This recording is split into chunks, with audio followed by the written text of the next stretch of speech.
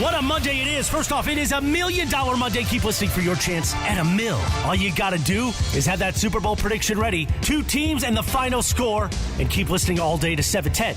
Rams Week 4. Rams-Niners up in the Bay Area. Coverage begins at 3:15 p.m. today with Travis and Kirk Morrison. The Buffalo Wild Wings countdown to kickoff. Meanwhile, Lakers tip off the preseason. You can hear Sliwa and his pregame coverage at 6 p.m. on 11:10 a.m., our sister station. So you got that? Follow me, cameraman. Rams on 7:10, Lakers on 11:10 tonight. Plus, we had a USC win on Saturday. UCLA won. And, yes, is the Slee curse over? The Raiders took care of business and beat the Broncos yesterday. Raiders get their first win. What a mega Monday it is. Let it begin. Travis and Sliwa right now. Come on. Yeah. Come on. Curse is over. You're the team that you kind of sort of root for a little bit. Not really at all, but we'll pretend that you do. They finally got a win. That's very, very exciting for you. By the way, I have to correct Chris, which I like to do, because it's, are you following me, camera guy, not cameraman? Like, let's not listen. Vince from ShamWow has a very specific way that he phrases things, right, Taylor? Follow me, camera guy? See? That's right. There you go. That's right. Let me, I know you noticed that one. There's a lot of stuff in there.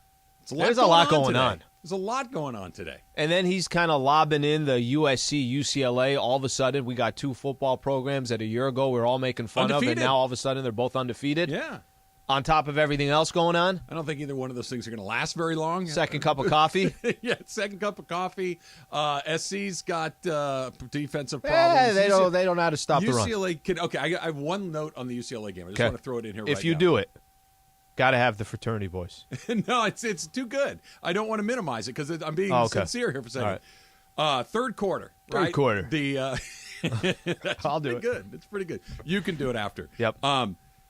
UCLA gets the opening kick. They're driving down the field. They're just, chunk play. They're moving the ball at will. They get down to, I don't know what it was, like the 4 or 5 yard line. It's probably on my 4th Hennessy at that point. DTR does a little RPO and fakes the handoff. He goes around the right side, and you can tell the corner's coming, the timing's linebackers perfect. coming. They're gonna, all 3 of those guys are going to meet at the goal line. Timing's perfect. Going to be an unbelievable collision. Yep. And he just kind of Bugs Bunnies the whole thing. He just stops, and the 2 guys go bam and smash into each other. And walks. And he just walks around untouched. the side. It was awesome.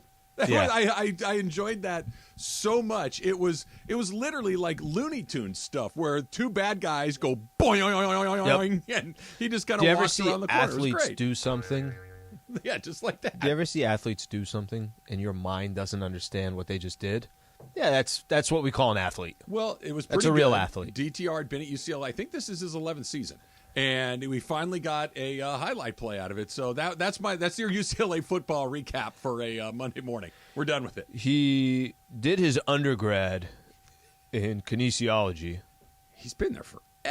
Now he's moved on. Forever. So how much drinking did 36. you do? This is wedding drinking? First off, we are live on ESPNLA streaming, Oh, yeah. so if you want to listen to us on the radio, please listen. But if you actually want to see Travis and I's, I'm going to go back to this. I did it last week, our beautiful faces.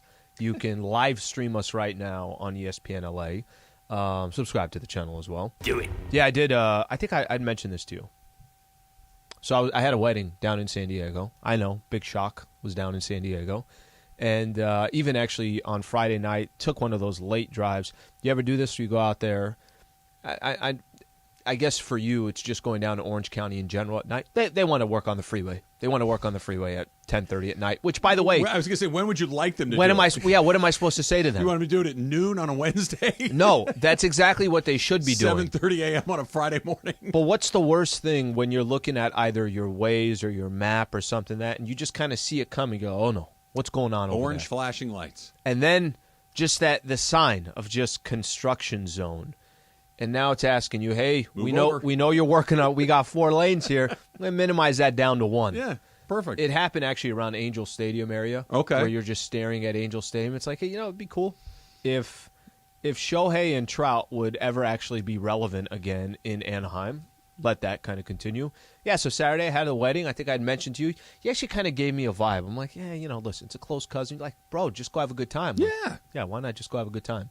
I pulled remember Funch one time when he went out on vacation for his honeymoon? Cancun. And he was beachside drinking Hennessy on the rocks. I do. Yeah, that? Of course. And we all kind of wondered to ourselves. I did not know that was the. I didn't even know that was okay. I didn't know that was the drink. I thought that someone would like show up and say, "No, you can't. Here's a Corona. Here's a Pina Colada or a Mai Tai. Like, put the How about a margarita? You want a margarita? Margarita would be fine, but put the Hennessy down and get back to what you're supposed to be doing." All they had as far as dark liquor, they had some other dark liquors, but I just went Hennessy on the rocks. They don't. Let's just say they're not measuring how much they're pouring in your glass. It's not like Vegas that has that little contraption that measures exactly how much comes. I hate that thing. Explain by the way. this to me. And maybe because he knew I was going to be giving him a tip, and I also just don't think they care at these weddings. He had the measuring thing. The little, I believe it's called a jigger. Okay. He had that. He poured it, he filled it up, and then he poured it in the cup. Oh, yeah. And the whole time, this Keep pouring. arm just stayed like this. Yeah, that's a good bartender. And like 30 seconds went by. I'm like, Just you give can you the stop at bottle some at that point. point. Yeah, right. And then he slowly puts it down, and there's just an overflow of Hennessy. You put it in a big gulp and give you a straw and send you on your way. So was this just one big Hennessy, or did you have a good time at the wedding? It was 2.5 big ones. Okay, wow, That's a lot, bro. that's probably like 5 regular ones. That's a lot. Yeah, Had a great time. Dancing like... You ever do this, too, where you're dancing so much? I'm like, I'm sweating so much, I don't even care anymore. yeah. No, I don't even care anymore. You Doesn't either need matter. to stop before the sweat starts, which Or is you like just- 10 seconds into dancing, Yeah. or you just got to lean into it, and next thing you know, you've sweated through your it just suit didn't jacket. matter. It didn't matter Just anymore. let it rip. Family members looking at me like, what is wrong with you? What's wrong with me? Go to the bar and go have a drink, see what's wrong What's with me. wrong with having a good time at a wedding? I fail to see the downside. Everybody judges. Did the cousin have a good time? He was... This is a male or female cousin? my first cousin. I thought you were actually talking about Cousin Slee, because Cousin Slee was doing his Well, I thing. figured he was. I can't imagine that there was a Sliwa family wedding and cousin Slee No, wasn't he's there. He's Yeah. there. First cousin, male. Was the groom. Yeah. Okay. Yeah. And good wedding? Ah, great wedding. Yeah, did Lady Awesome Slee wedding. attend? Yeah, she was there too. Did she have a good time? She had a good time too. She did have to drive, so that was the So, requirement. okay, here's the Yeah. question. When you are in that state of mind, Yeah. were you guys going back to a hotel? Is that where you were headed? To my parents' house. To your parents' house. Mm-hmm. Okay. How far? From the location of the wedding to the... So Mission Valley to El Cajon, good 25. Okay, and I so- had to drop my sister off in Hamul, which was another 15 minutes. Okay, so you guys are in the car for an hour? A lot more details than I thought I was giving out. Yeah, Okay. let's say that. So you got an hour in the car and you are feeling like you're enjoying yourself. Yep. Are you super chatty? Is she like the next day like, yeah, you were, or you just kind of Yeah. close your eyes and fall asleep in the No, car for it the was ride? it was one of those where I was in a good mood. So I was kind of cracking jokes. Let's go to Del Taco. I was cracking jokes. Like what? Give me a. I actually don't know if I Say even a joke, Slee. I don't even know if I know what the jokes were, but I was definitely cracking they jokes. were funny to you? And I'm not sure if anybody else found them funny. Like, I looked in the back of the car and my sister's there and she's just on her phone. I'm like, well, that ain't catch her. That joke wasn't The good audience enough. wasn't the right That audience. joke wasn't good enough Were for they her not to- in the right frame of mind? Were they not 100%. in the They frame were of not. mind that you were? Yeah, like if I had 3 other drunk people with me, they'd have been like, this might be the funniest It's when dude you I've got to ever met in lean my into life. it and double down and triple down and just keep doing it and make it miserable for everybody else. That's how, because then the next day they can make I you like your game miserable, plan. right? Just like and you can just keep doing it and just like, yeah, we get it, Al. We're almost home. Just you can go to bed here in 15 minutes. Yeah. You'll be okay. Nah, Went home. be in that guy. Went in the refrigerator like I was a grizzly bear out in the wild. I just And? went to work. Yeah, it just didn't Did you matter. make some? Or you just grazing No, in there front was of the just refrigerator? grazing. Yeah, everything going on. What did you graze on? There's all different types of breads and this. Oh, you just The Middle East. No, listen. They got their stuff. Like, there's just Middle Eastern food. Not like, I'm not making a rice and a stew, but it's all food that you could like Put on almost an like apron appetizers. and the hat, and you're in the kitchen. Just now, you got pots and pans going. Yeah, I put an apron and a hat as I go to the microwave. Hey, look, whatever gets you in the mood, that's how you do these things, for sure. That sounds like a pretty good wedding. Yeah, it was good. That's good for you. Solid. Good for you. I have a story that I want to tell you at some point today. I got a flat tire driving home on Friday. No. Might as well get a new car. Might as well get a new car. I got a flat tire on the way home, and I went to get it fixed. I get home, I go to the tire store near my house, and I had a 710 interaction that was terrific. Just absolutely terrific. That had nothing to do with you and me, which made it even more terrific along the way. Criticism of somebody and praise of another. Did they think you were Roger Lodge? No, they did not think I was Roger Lodge. They had no idea who I was, which made it even better. Yeah. It was terrific. I had on, the pullovers we get, and on the sleeve it says 710 ESPN. I'd forgotten I had it on, and the person in line strikes up a conversation. Hey, you listen to 710? Yeah, I do. You listen a lot? Yeah, I do. I actually kind of do. Yeah, and then I run our promotions I department. didn't say that. Then the guy, my car is ready. Okay. Travis Rogers, your car is ready. Oh, guy that's looks awesome. at me. He's like, "You're the guy that does updates during Keyshawn's show." I said, "Well, not exactly, but I did do that. Yeah, I don't like the morning show." Oh, really? Yeah, I like Key, but I love Mason and Ireland. Goes on and on about how much he loves Awesome. Mason. Mason and Ireland's great. Mason and Ireland's great. You may one day crack the code here and get an opportunity to do a daily show. One of these days. Right now, stick with the updates, okay? Who knows? Maybe one day you'll do pre, half, and post for the Rams broadcast. You never know. That could happen. You never know. He says to me, Chris, what's up? His name was Chris at the America's Tire in Mission Viejo. And he's like, hey, yeah, you do the updates on Key Show. Well, sort of. We'll just see it. Big Mason Bless and your Ireland soul. fan. Big Mason and Ireland fan. Couldn't tell me enough how much he loved Mason and Ireland. Hey, I love Don't Mason. tell them. When they come in later, don't Like, tell yeah, them. Good guys. I like them too. Oh, no, but no. I listen every day to Mason and Ireland. I'm like, yeah. Never met them. I look forward to one day. What about Mandy's my updates? too. What about my Keyshawn, J. Will, and Max updates? I feel like my updates are getting overlooked. By the way, is he not listened in a year and a half?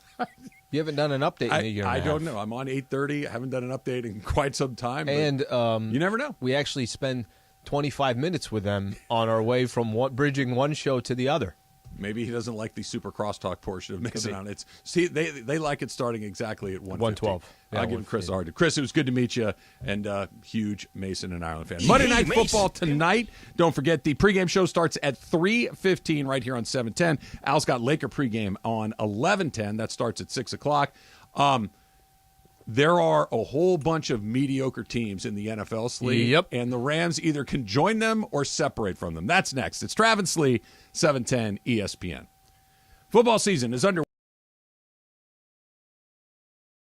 Football fans want to win $100 for picking 5 games against the spread? Just download the Cover 5 app for free. Compete with Travis and Sliwa each week for a chance to win $100. Here's what you need to do. Download the Cover 5 app, use the code TS22 to join our show league and start having fun all season long. Just download the Cover 5 app, use the code TS22 to join the Travis and Sliwa Show League. Pick 5 games against the spread to win $100. Or play all season long at cover5.com.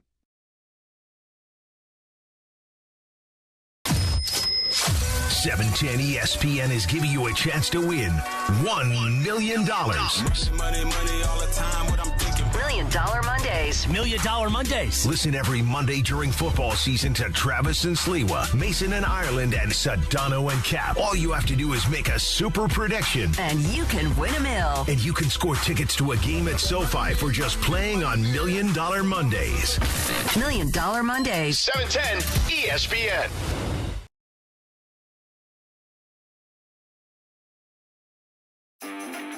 Hey, Rams fans, Travis Rogers here. You have got to get the new ESPNLA app. In fact, let's go down to the locker room and get a little help. What's up, Rams fans? This is Matthew Stafford. React to the Rams on the new ESPNLA app. This is Cooper Kupp of the Los Angeles Rams. Listen to all your Rams talk on the ESPNLA app. You are just one tap away from Rams All Access. Travis and Slee, Mason and Ireland, and Sedano and Cap. Download it now on the App Store or Google Play.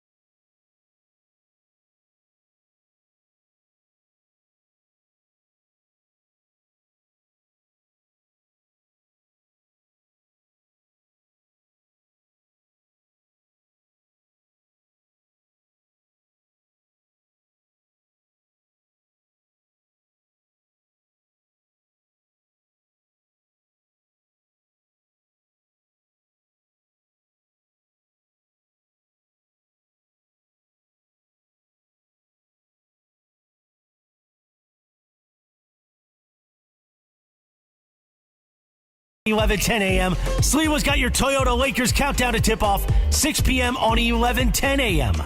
Tip-off at 7:30 from Crypto. Got that? Rams on 7:10, Lakers on 11:10. Meanwhile, Travis and Sliwa continues your Monday right now. Is this the first time that we've ever had both pre's and posts going on at roughly the same time? Is this a new one? I think for we us? had a few of these last year too. Did we? Isn't that funny that the first Lakers preseason game just falls on a Monday, which Lakers almost never play on Monday, and then the Rams just happen to be playing on a Monday night game? Like the collision course of both of the franchises that just happens occasionally. Why does it feel like the Lakers season hangs in the balance in the preseason game against Sacramento? Why does it feel like it's so wildly important? It's so makes strange. All the sense in the world. Taylor gave me a dirty look on Friday. Oh, he's getting ready. Tried to trip me on my way to the restroom earlier this morning playing the Kings. Wants to take me out like I have Don't something. forget to that do with insult it. on air. Yeah, The insult that's on right. air. That's right. You started going at him early last Yep, week. he went That's after right. old That's people right. and Sliwa. It's a good combination. It's a More good than the combo same, right? too. So we played a little golf on Saturday morning. Myself, Chris, Tommy, and Berg. And we had a wonderful morning. It was nice, beautiful black gold. We're enjoying ourselves, having a good time, couple of beers, telling some stories, enjoying ourselves. And we get Trek to for you. It's far. Yeah, It's a little bit of a distance for me. Yeah. So we get, was it 14th hole, I think. And Chris and Tommy and I are up near the green. And Greg still has one more shot to play. You would 50 yards, give or take, Yeah, short it of the wasn't green. much. It was just Yeah. a little chip. Can you rank best golfer to worst golfer out of those four? Yes. Is I'm it the easy? worst by far. Yeah, he's right about that. Okay. So I know it. Do you take the top spot? Yes. So Between our lodge Tommy takes and top Morales. Roger Lodge, your update king here on Keyshawn, J. Will, and Max. Yes. Roger's at the top. Yes. And then Who goes after Tommy or Tommy's next. Tommy and then Chris? Yeah. then Chris, and then me way down below Are you that. far that much further from Chris? Yes. Greg's fine. He plays fast. That's the Fine. only thing that matters. How many times we tell you? Play fast. It doesn't matter what you shoot. I No keep one up. cares. I keep up. That's all that matters. Absolutely. But he almost didn't have a chance to keep up. So No, I Chris almost died.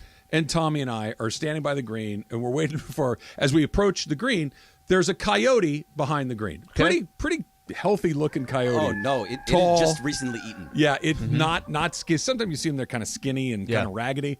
This guy was well fed. He clearly He's knows not counting what's going calories. on. Like No. he was comfortable by himself. By himself. Well, we'll get to that. Yeah.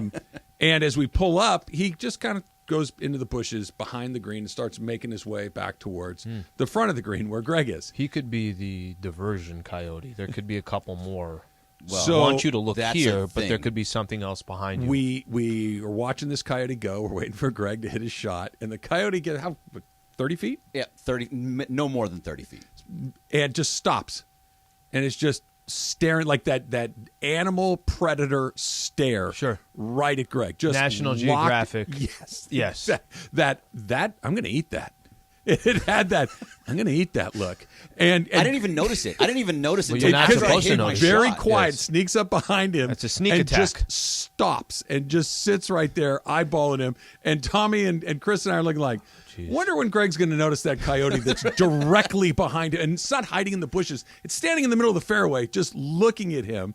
And to your point, I'm thinking, he's just the guy that's doing the advance work. There are more that are around here. They're going to come out Hanging here out. and Yeah. try to nip at his heels or something. Yeah. That thing was looking at you like you were a T-bone steak. I was going to die at some point in that round. But it was crazy. Like, so I took the shot, and then I turned around and I saw it, and I was like, oh, there's a coyote Never just staring flinched, at me. never and then when it was finally realized, it seems like a little bit more of a fight than I want, just very slowly walked up into somebody's backyard. I'm thinking somebody's So, coming out yeah. and their dog is no longer going to be there. Well, as I started walking up towards the green, it kind of started following me. I It wanted didn't- to see how fast you were.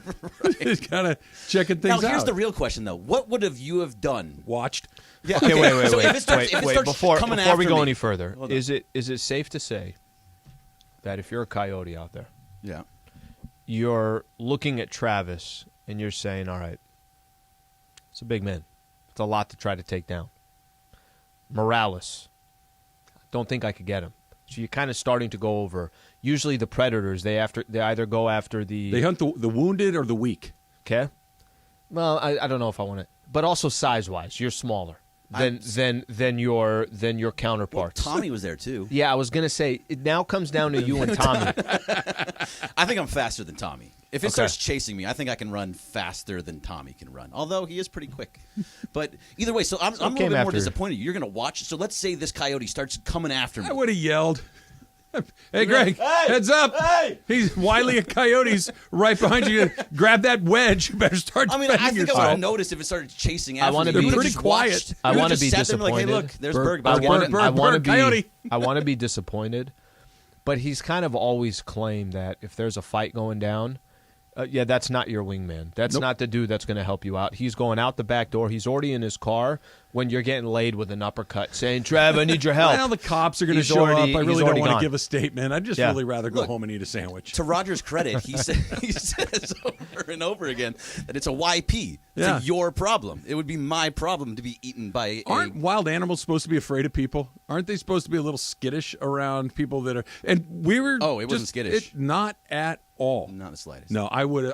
That's a really good question, by the way. Coyotes don't care. Coyotes are very DeMarco's alligator story on Friday, Yep. too. Emily was telling me about that. That's wild. Yeah, he fell asleep, passed out on the golf course, and a big-ass alligator was, what did he say, 10 or 12 feet away, and the father of the groom comes and goes, "You need to get up and get out of here. That thing is getting ready to do work on you." I mean, Marco's a good dude. Now, if you were out there passed out, maybe that alligator already did the work. Oh, no, it wouldn't come Trav right would have been at the bar. Yeah, he would have been at the bar walking like, "Oh, man." Yeah. What do I like that guy. Who should I notify in the event that we play again and it goes a different way? Do I call your folks, your daughter? Who do I say? Yeah, Hey, well, you should listen, call my daughter. Let her know. She might be a little Dad's upset. in a fight with a coyote. You might want to check in on him. Check for my emergency contact. I'm not actually sure who my emergency contact is in my phone, but look for that. You would have won that fight. I got faith in you. See, I got faith in you. This is why. This is why I like It was a pretty big Slee. coyote, Slee. How big? It was not a small one. Like one swift kick to the face. That and coyote That's was, what it takes. what was it, 80 pounds? Yeah, it was a pretty big coyote. Yeah, it was. I mean, that's the size of my dog. It had with teeth and claws. Just and a See, bad you'd be attitude. afraid. I wasn't afraid. I wasn't afraid. This is a yet. story you could tell to your grandchildren. I was walking. I was playing golf, and I took down this coyote. It was. This is my fish story. I don't like creatures that are unafraid. That makes me uncomfortable. Oh, yeah. No, like I need that thing to see us and take off into the bushes. There's a message That's what being I'm looking sent. for. Just dead-eyed predator, Slee. Yeah. Just getting ready. If you saw another coyote come out of the bushes, then what would have been your reaction? Like a second one? Yeah, a second one. Because then there's he's more. gone now. No, Now that's he's in the more. cart. Hey, Greg, He's in the cart now. They're circling. You may want to get back in the golf cart. We should probably move on to the next hole right He's now. in the cart eating one of those Kirkland trail mixes. Those are good. Those are great. The kind with the, I think they with sell the them at M&Ms. the course. I'm That's just a lot assuming of times that they do. I was at the course. Yeah. Sometimes they have the tropical ones, little chunks of like That's- apricot that- in there. Oh, yeah. See, By the way- the little adds a little bit of By the flavor. way, I like that. that's when you know he's not helping. Look at the details. If there's one trail mix sitting in his car or in his cart, it's over. Yeah. Oh, yeah, no, he'd be eating the trail mix, popping it in. Mm-hmm. That's a shame. Had good breakfast burrito with the turn. It was really a nice Saturday. It was a good breakfast really burrito. a pretty good day. Had a little sausage, egg, and cheese, a little potato in there. It was lovely. A little bit of that salsa. And then you had burn. somebody that had no idea who you were. So, you know. Trav, I'm going to use Love your updates. Berg, I'm going to use your story. Okay. You know, we always kind of have a stat. But in this occasion, your story is our Stat Hero I love it. stat I of the love day. it. Look for local market lineups in the Stat Hero app and filter by single game. Pay attention to the local market lineups at stathero.com. Let me just make this very simple for our listeners here. Enter the promo code 710. You'll receive a 100% deposit match. Stat Hero. Winning isn't a fantasy. You'll have fun at Stat Hero too. It's really easy. It's simple. It's fun. You just have to win the one lineup. It's a great way to do it. Like Al said, don't forget that promo code 710 along the way. And here's the good news. There are no good teams in the NFL. There's a couple of teams that are decent. I think the Chiefs are decent. I think the Bills are pretty good. Raiders Eagles look pretty good. The Raiders are not one of those teams. But there's 20 teams that are kind of, they're all right. Yeah. That's I don't know if that's good or bad, but right now the fact that there's nobody that say those guys right there, even the Eagles, the only unbeaten team. If the Rams played the Eagles tonight, I think they'd probably win that game. Smash them. It is interesting. The NFL, and look, somebody can make an argument. No. You want the dominant teams. You want the team that everybody hates. You want all that. The NFL, pretty much every year, there is I don't know what 6 or 7 teams out of the 12 or 14. I know they just expanded the playoffs. but there's probably 50% of the teams the following year will be new playoff teams. Almost every year. It doesn't happen in most sports. It's always just the same squads that are always there. I get it. The NBA, you're going to have your stars, and there's basically 48 teams that get in the playoffs anyway, so it's different with the NBA. But, Trav, there are not dominant teams, and I'm kind of okay with it. I'm okay that every week that I could walk into a game having no idea what the result's going to be. I don't need dominance, but I do need good. And right football. now, I don't know if product. a lot of it is good right now. A lot of it feels really sloppy and just kind of whoever makes one fewer mistake may win. I wouldn't mind having 5 good teams, 5 terrible teams, and then 10, or I guess I would leave 12 more or 22 more that are just kind of so-so, but I need some good ones, and right now there aren't any good ones. It's constant parity. If we go off of what you just said, then the Rams would lose against the Niners tonight. Yeah. And you would have 2 more teams that are now 2-2, that one you would thought would have got off to a better start. I thought DeMarco says on Perfect last week, he basically said that hypothetically, if the Niners won, you're kind of revitalizing a franchise that could potentially be the whole division. If the Rams lose to the Niners tonight, the entire division's 2-2 again. Everybody's 2-2 all over again, and no one's done jack squat. Here's why the Niners might beat the Rams, and it's the least satisfying answer ever. It's coming up next. It's Trav and Slee, 710 ESPN. All right, this year's been an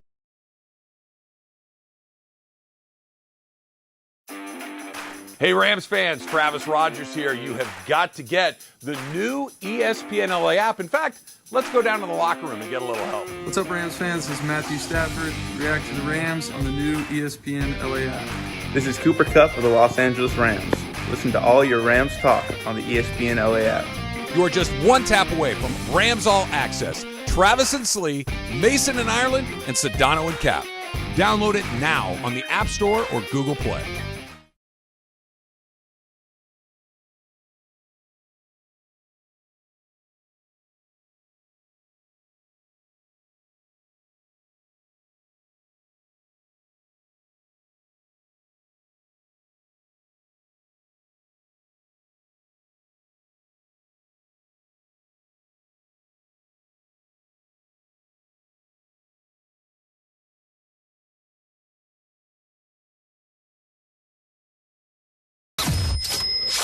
$710 ESPN is giving you a chance to win $1 million. Money all the time. What I'm thinking. $1 Million Mondays. $1 Million Mondays. Listen every Monday during football season to Travis and Sliwa, Mason and Ireland, and Sedano and Cap. All you have to do is make a super prediction. And you can win $1 million. And you can score tickets to a game at SoFi for just playing on $1 Million Mondays. $1 Million Mondays. 710 ESPN.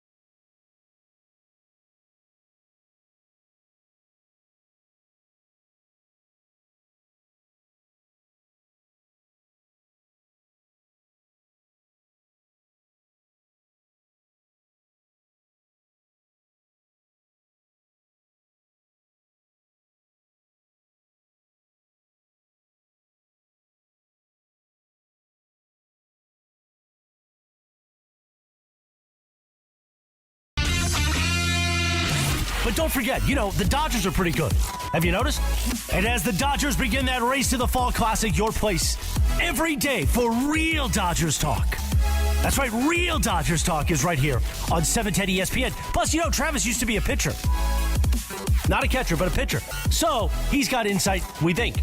Don't miss real Dodgers talk as we get ready for the playoffs right here on 710 ESPN. Right now, more of Travis and Sliwa, your Monday.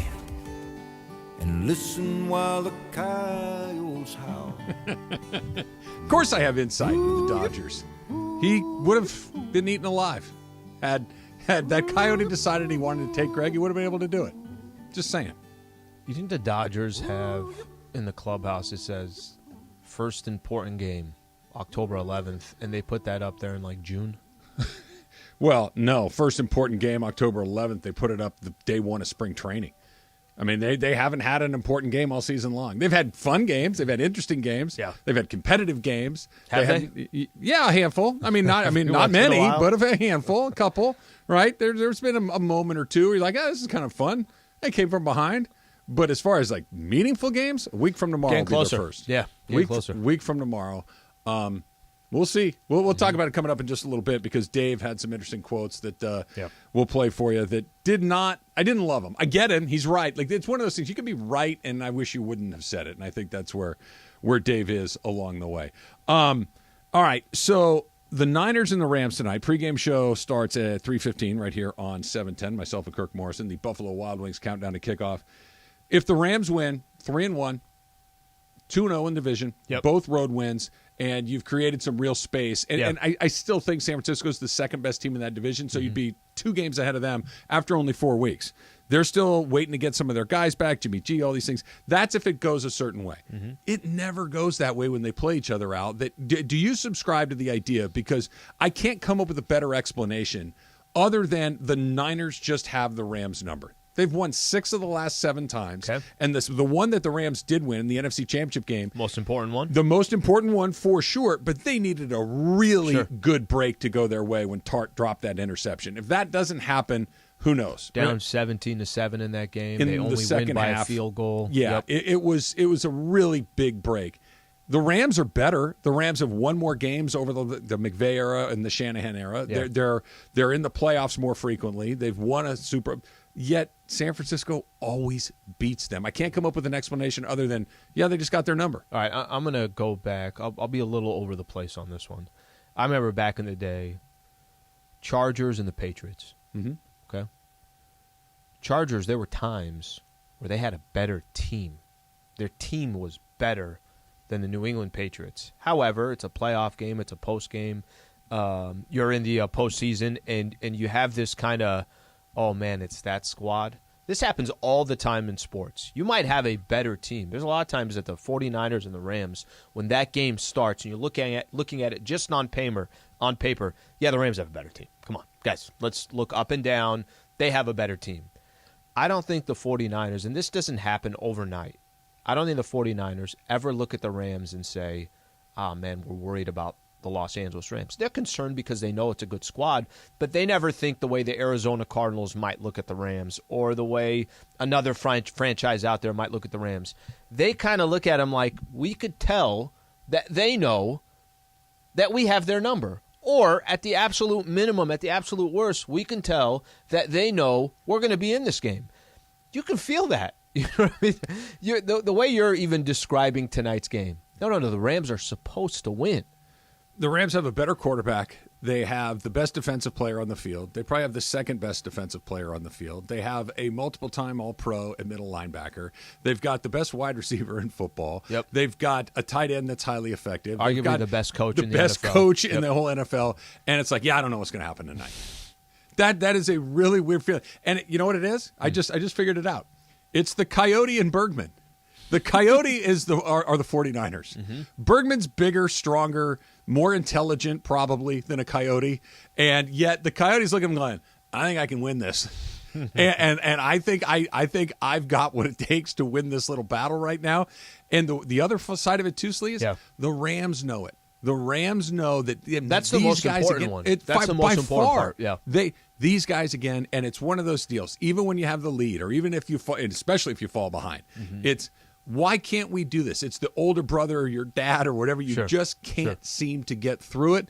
And that's not, they're missing both of their tackles, both of their guys in the interior part of the line. Both of their guards are very green and inexperienced. And if you were going to say, what's a recipe for Aaron Donald to destroy an opponent, give me a weak interior offensive line. It's what the Niners are going to have, and yet I have no idea. It's incredibly frustrating. It really would. Like, this is kind of every week since the game against Buffalo, there's been storylines, whether it's you should blow out the Atlanta Falcons and you didn't, or it's go handle business in Arizona. Yeah, it's a divisional game, but you've been dominating the Cardinals for as long as you have.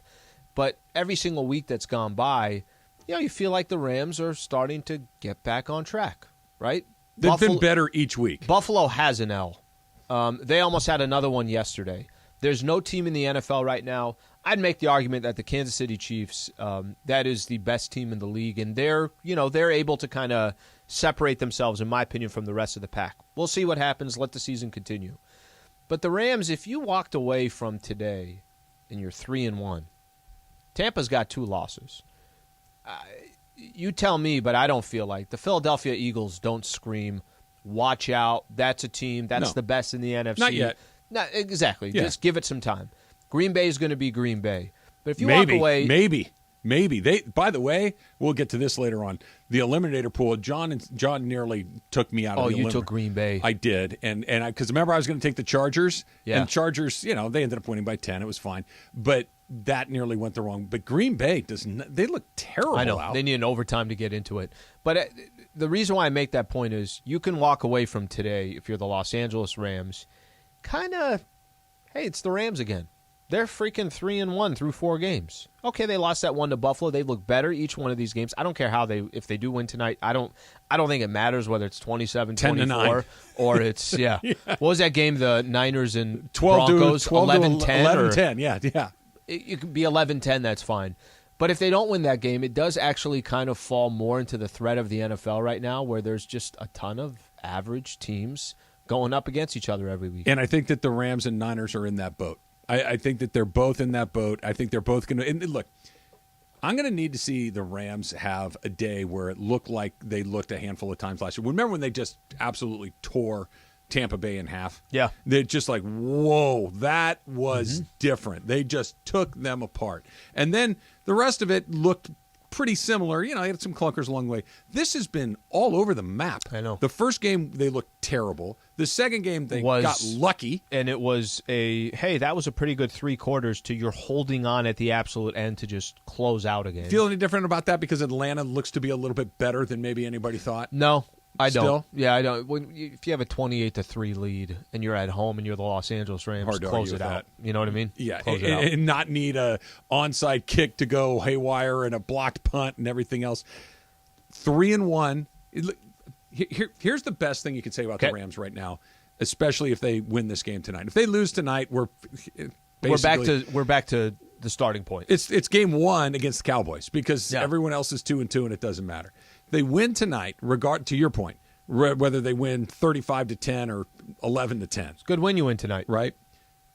But if you can get to 3-1 without playing well in any of those games, or maybe just one of those games, that's a good sign, right? Only good teams win when they don't play poorly. Yeah. Or when they do play poorly. Only good teams find a way to survive a less than great effort. Because you look around the league, all those especially in the NFL. Look at Tampa last night. Tampa had a less than good night, and they got stomped. They got steamrolled. Now, granted, they're playing a really good team along the way, but if you usually back up just a little bit, your opponent goes right by you. If the Rams can say that they're 3-1 after 4 games without playing well for a month, that's actually a really good sign. I'll give you an example. Raiders are 1-3. They get their first win yesterday, right? I still think they're okay. But they had some games where they were in it. They had some games where they could have won. And I know it gets boring saying this. Bad teams find ways to lose. Good teams find ways to win. In the NFL, there's no other sport more accurate than that when it comes to the NFL. Because you have such a small sample size, because you're only playing 17 games. Next game for the Raiders is at KC. Monday Night Football. You're going to tell me that they're not looking at those first 3 games and saying, guys, that could have been our season. by just losing one of those games, whether it was against Arizona Cardinals or you had an opportunity against the Chargers.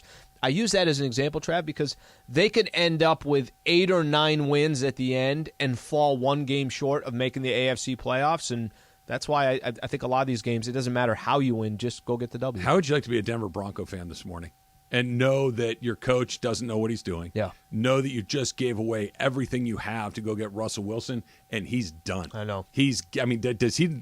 Listen, do you look at it like, because he looks done? I don't say that he's done because you're only 4 weeks in, but he was done last year. Yeah. I mean, this is not a bad four, because if it was just this, say, look, new team, new coach, new teammates, new scheme, blah, blah, blah, blah, blah. He had a bad year last year. He's had a bad 4 weeks this year. How long was he out last year? He missed 5 or 6 weeks. He was there for most of the season. Well, let's just put it this way. If you're the Broncos, that chatter that we were having about that AFC West before the season started, that changed pretty damn quick. Done. The whole league feels weird. There's like 5 teams that you feel pretty good about. John Harbaugh went crazy yesterday. I think I'll go for it. From the 5-yard line? Really? This is a good Why don't idea? you just take a lead? Maybe put a little faith in your defense? Just a little bit? Yeah, because a weird game that too. has a ripple effect that we'll talk about a little bit later on as well. It's Monday. It's an NFL Monday. It's a $1 million Monday. And it's an Ask Slee Monday. That's next. It's Trav and Slee, 710 ESPN. 710 ESPN is giving you a chance to win $1 million. $1 Million Mondays. $1 Million Mondays. Listen every Monday during football season to Travis and Sliwa, Mason and Ireland, and Sedano and Cap. All you have to do is make a super prediction. And you can win $1 million. And you can score tickets to a game at SoFi for just playing on $1 Million Mondays. $1 Million Mondays. 710 ESPN.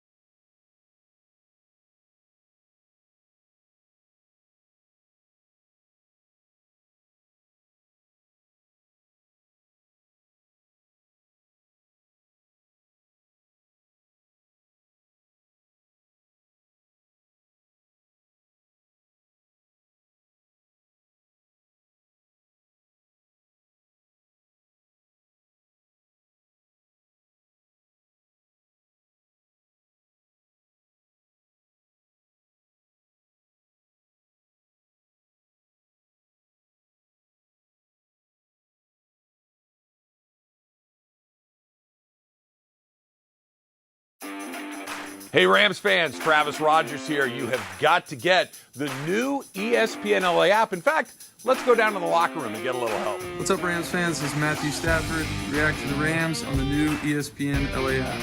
This is Cooper Kupp of the Los Angeles Rams. Listen to all your Rams talk on the ESPNLA app. You are just one tap away from Rams All Access. Travis and Slee, Mason and Ireland, and Sedano and Cap. Download it now on the App Store or Google Play.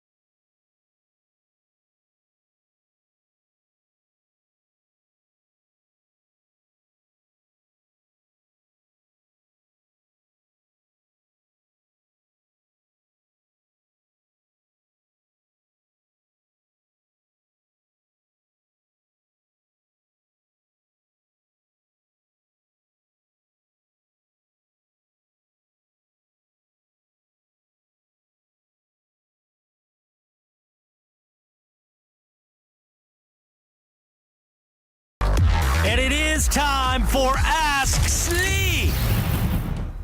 877-710-ESPN. That's the phone number if you want to get in on an Ask Slee on the phone. Slee, you want phone or would you like Twitter? Let's go phone. Let's go phone. Let's go to Torrance and Alex. Alex, hashtag Ask Slee. What do you got? All right, guys. Happy Monday. What's up, Alex? All right, guys. So I know growing up as a kid, I always wanted like a dolphin as a pet. So, Slee, what kind of outrageous animal when you were a child did you want as a pet?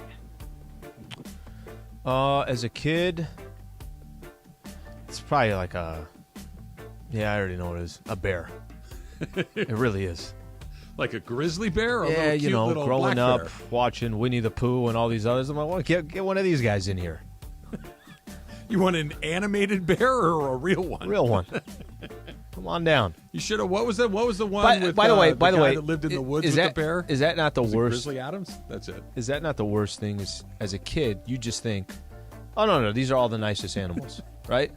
Look at Mufasa in The Lion King. Look at Simba. Look at all these guys. These guys are so nice. Those are animated. You should have flipped over to the National Geographic Channel every once in a while and watched Mutual of Omaha, Wild Kingdom, and watched the not at age 6 leopards run down the. I'm not watching the. The wildebeest cross the water, and all of a sudden that croc just bam. One less wildebeest, and all the other wildebeest are walking out of that water hole. Thank God it wasn't me. Well, how about this? You know what they don't show? They have to go down the bank, right? All of them are getting injured there. Yeah. And then they're just sitting there like, okay, well, the croc will come in the next 30 minutes and take care of business. All right, here's the next one. Speaking on our animal theme, Nick writes, what's the best club to use for protection against wildlife while on the golf course? Hashtag Ask Slee. I think there's an answer here. It may not be what you think. Yeah, I was going to say, I think what you were thinking too. I'm not going driver. I feel like the driver's too much time. I don't have enough. I need something more, and I need something like quicker. I need something to use.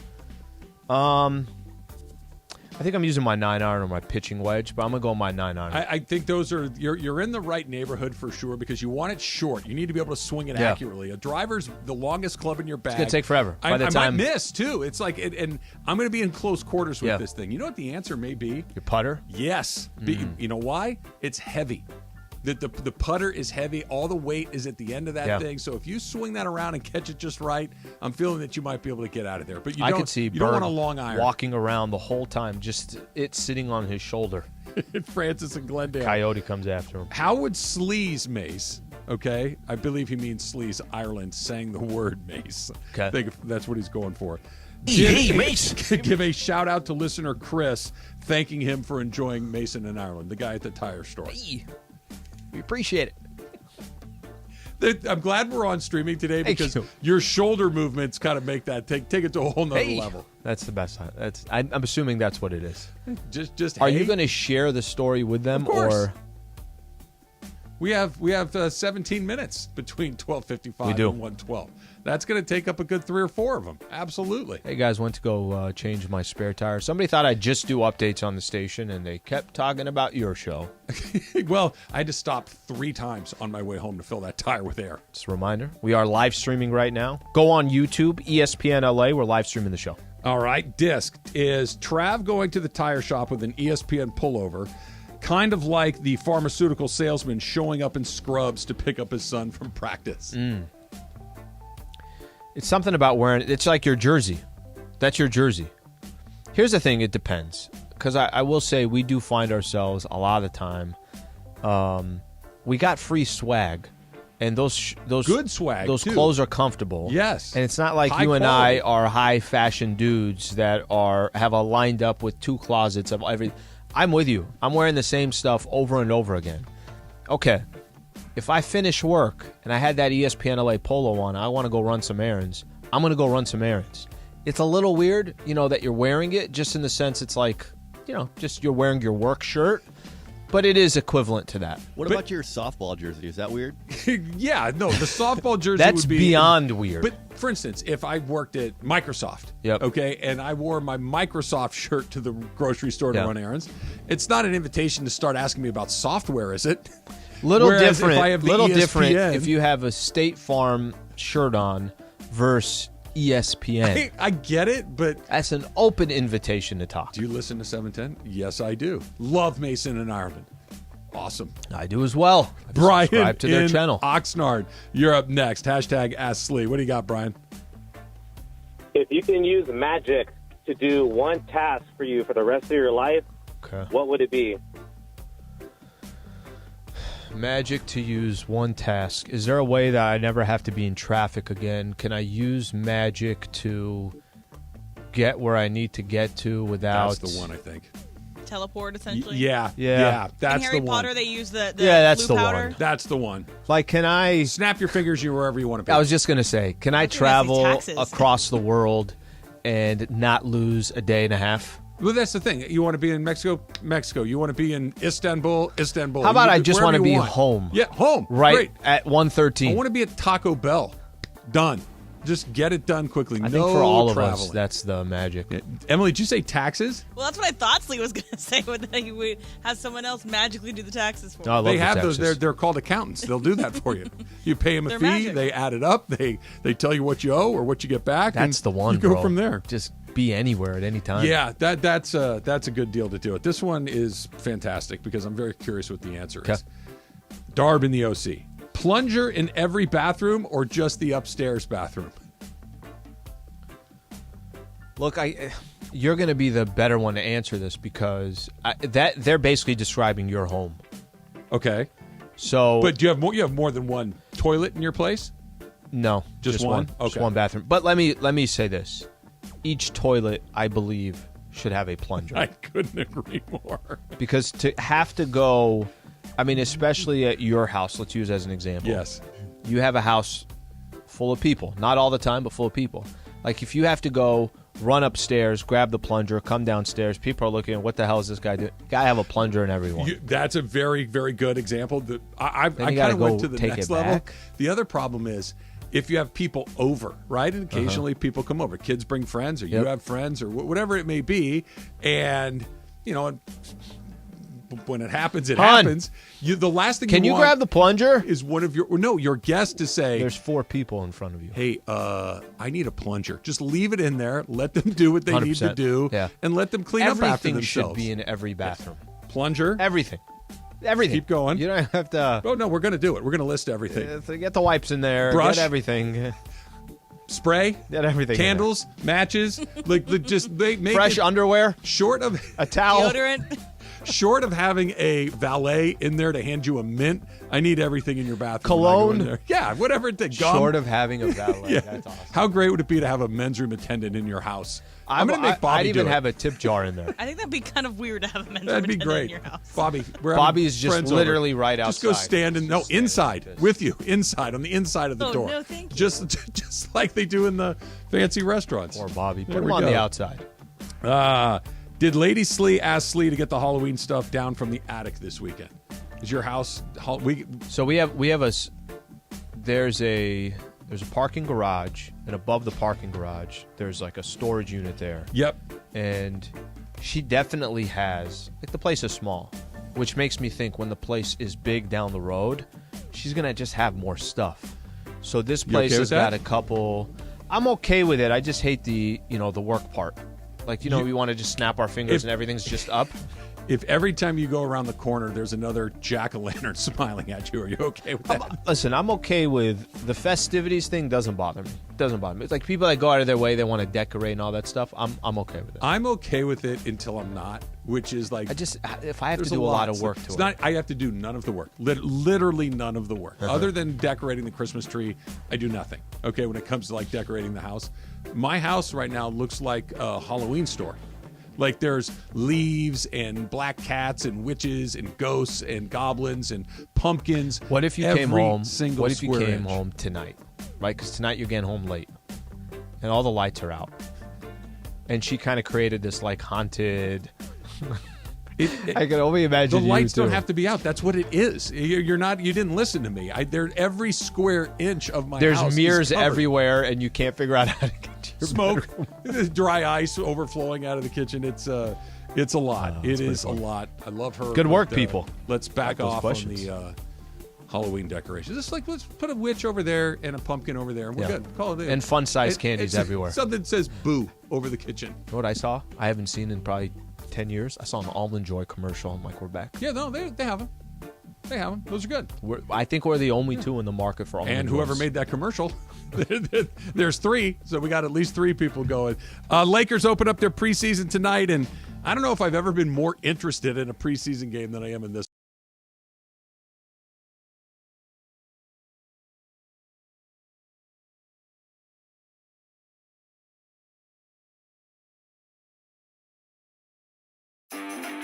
Hey, Rams fans, Travis Rogers here. You have got to get the new ESPNLA app. In fact, let's go down to the locker room and get a little help. What's up, Rams fans? This is Matthew Stafford. React to the Rams on the new ESPNLA app. This is Cooper Kupp of the Los Angeles Rams. Listen to all your Rams talk on the ESPNLA app. You are just one tap away from Rams All Access. Travis and Slee, Mason and Ireland, and Sedano and Cap. Download it now on the App Store or Google Play.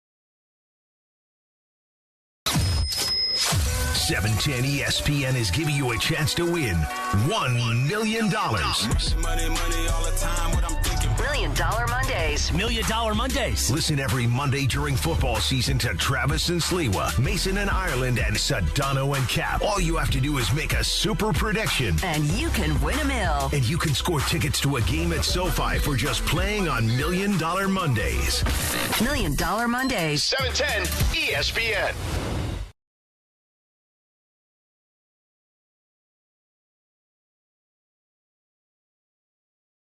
And it is Travis and Sliwa, your $1 Million Mega Monday.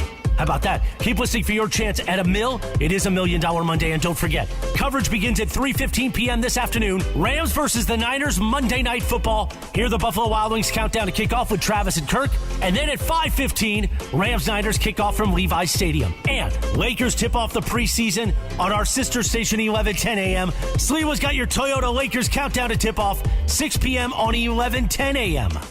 Tip off at 7:30 from Crypto. Got that? Rams on 7:10, Lakers on 11:10. Meanwhile, Travis and Sliwa continues your Monday right now. So, Emily, you're working the Rams game tonight, yes? Yes, I am. Yeah, me too. What? Taylor apparently is working a half day today. Then Tyler will be coming in again. I'm doing Mason and Ireland after this. Oh, wow. Oh, well, that's still not nearly enough as being here like with Emily. Emily and I are going to be here till 10:30 tonight. Congratulations. I We're just spending a feel lot like of quality time together today. that's right. Taylor, just take the freaking day off, bro. Just take it off. I wanted to, but You have to do the 2-hour Mason and Ireland today. yes. You going to make it through? I don't know. Have you ever done their show before? A couple times. Yeah, and Yeah. how does that go for you? They're very demanding, but I get through it. Demanding in what sense? Tell us. Open up a little bit. I don't know. They have high standards of excellence. I was going to say I feel like we should feel a certain way about that, Al. I don't know. They care about their show, not like I feel like we care you about dumbasses. ours. I was going to say. I mean, maybe we should start being more demanding. I'm Maybe we should down. My start- problem is I'm not Jorge, so Wait, nothing Taylor, I you had can some issues with your car today, right? Yeah, I was trying to get it towed to Whittier. I blew a piston in my truck last week or 2 weeks ago, so I've been driving around in a Should friend's. tell them I have an extra piston. Yeah, you got an extra piston laying Yeah, around? yeah. my garage is full of nothing but old car parts. It's just I'm basically running a Chevron station there. Just what do you need? What year? What's the make and model? I'll see if I've got a spare one Got lying around. 06 Ford Ranger. But AutoZone over here. AAA was not helpful this morning. Oh, it was that bad? You had to go AAA today? I mean, it's been parked at my house for a couple weeks, and I just want to get it moved to Whittier where I can have somebody work on it because I found a friend that can work on it over there. But it's just not happening. Going to take a while for it to get towed. If you put two car parts on a table right in front of me, one of them was a piston and one of them was something else, I'd have no clue which was which. None. The piston, the thing goes up and down. Is that right, Taylor? You're the mechanic in the house. I wish I was. Yeah. Is that the right part, Slee? I'd be taking the engine out right now. Unless one of them was the steering wheel or when they something say like that, I'd have no when they clue. say like you pull up, getting your oil change or something like that, and they say, "Hey, just pop the hood open." That takes 3 minutes for me.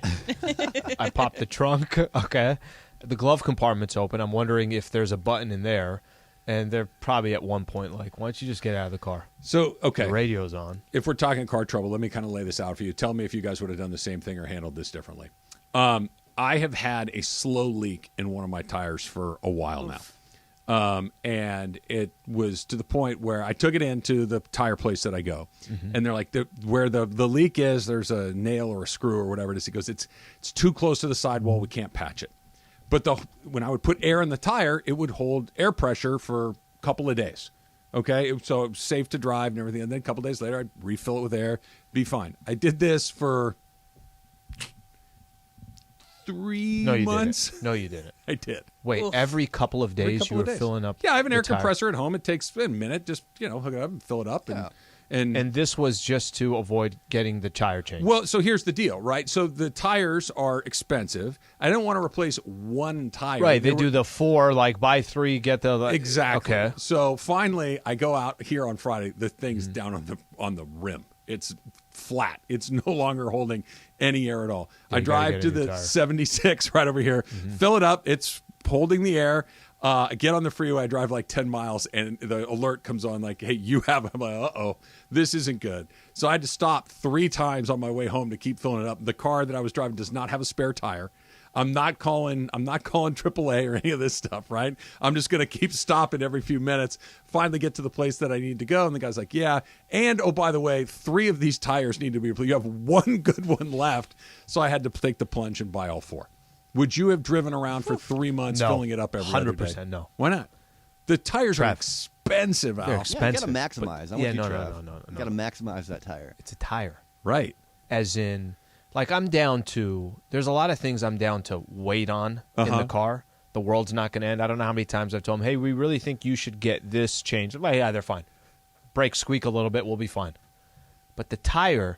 It's the work that you have. The fact that you have to fill it up every couple of days is enough for me to say, but it's not I'm replacing the tire. It takes a couple minutes. I know, but it's a tire.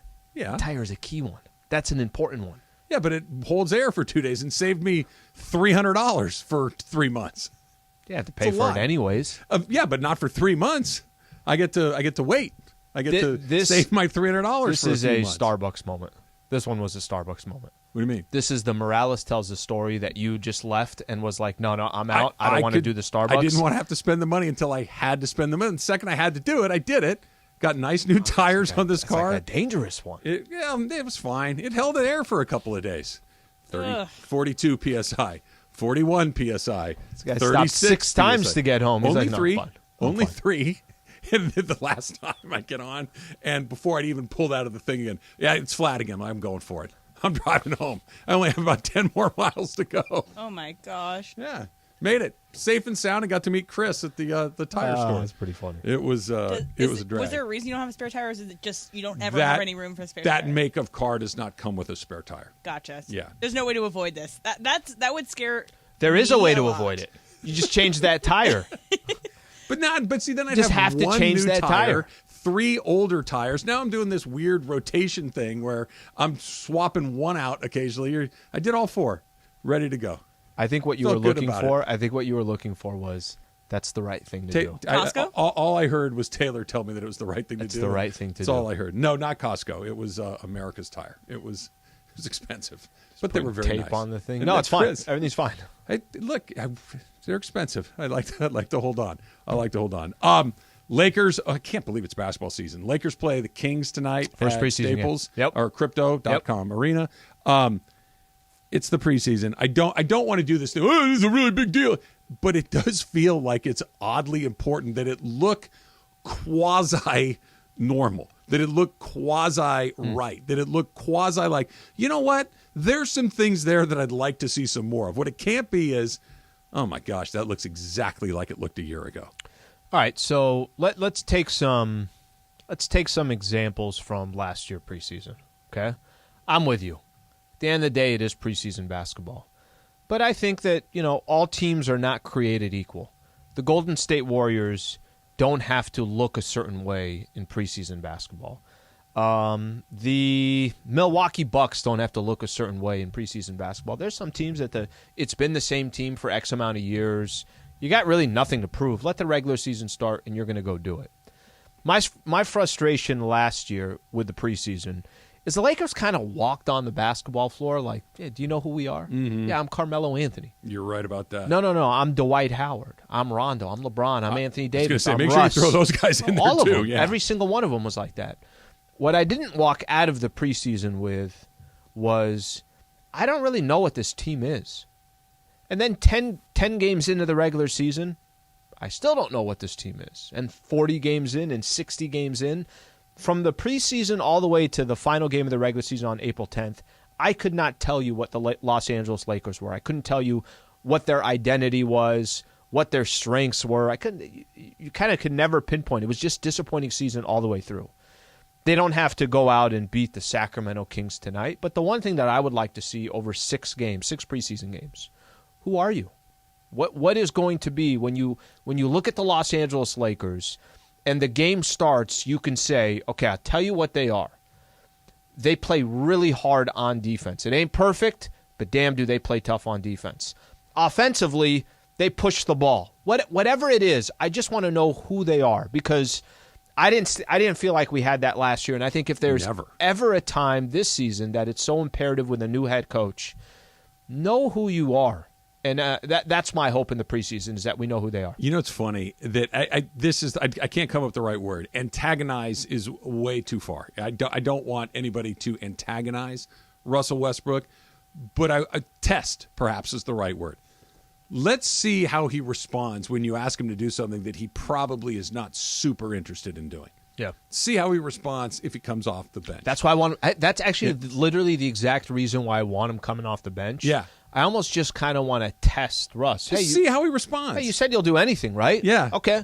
Come off the bench. Kendrick Nunn and blah, blah, blah are starting. Let's see a couple of trips up and down the court where he never touches the ball. Mm-hmm. Let's see what it looks like the first time he does touch it after a couple of times without getting a chance to touch or shoot or drive to the basket or whatever it is. I want to use some of these preseason games to just get a sense of how willing he is to do the things that he traditionally has not been super excited to do. Yeah, I think there is listen, I really don't think last season will follow the Lakers this year. I thought the problem was not just a Russ trade. There were other issues too. A lot of the guys that they had were super old. Last year's team just wasn't very good. I think the message from Frank Vogel, there comes a point, Frank's trying to balance, hey, am I doing things to appease this player? Am I doing things to appease the team? I mean, from December on, he was on the hot seat. Yeah. That's not a good way to run a team or an organization. I don't think this year will be the same as it was last year. And if it is, that's, obviously that's what's a red that's flag? An awful feeling. If tomorrow morning when you and I come in here and we're doing it together, and if you had that, oh my gosh, Trav, what was that? What is it? Russ taking ill-advised shots? Is it him not sharing the basketball? Is it Anthony Davis looking rickety? Is it LeBron looking old? Like what? All the above? So here's the thing. I don't think there's anything that's going to happen in preseason where you and I are going to know what you just asked. But last season, the red flag for me was so clear. It was Dwight in a post-game show saying, we just don't try hard enough. It was during the preseason he said that? He said that during the regular season. Russ said it as well. Malik Monk said it as well. It's this, I don't think they really care. Like, I don't think there's this big, I don't know if the best way to put it, but they just didn't have that buy-in. Yeah, they didn't have it. All right, Weekend Hero is brought to you by Stat Hero. So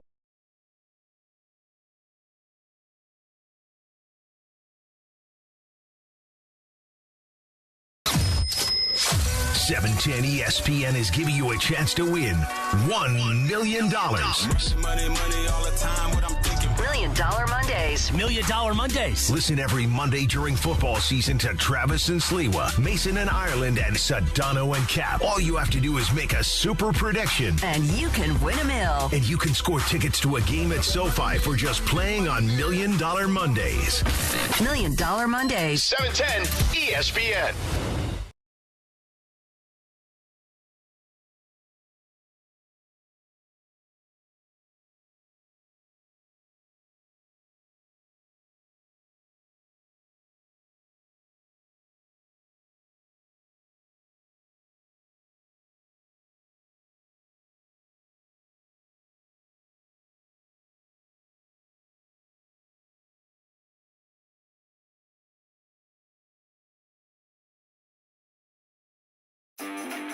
Hey, Rams fans, Travis Rogers here. You have got to get the new ESPNLA app. In fact, let's go down to the locker room and get a little help. What's up, Rams fans? This is Matthew Stafford. React to the Rams on the new ESPNLA app. This is Cooper Kupp of the Los Angeles Rams. Listen to all your Rams talk on the ESPNLA app. You are just one tap away from Rams All Access. Travis and Slee, Mason and Ireland, and Sedano and Cap. Download it now on the App Store or Google Play.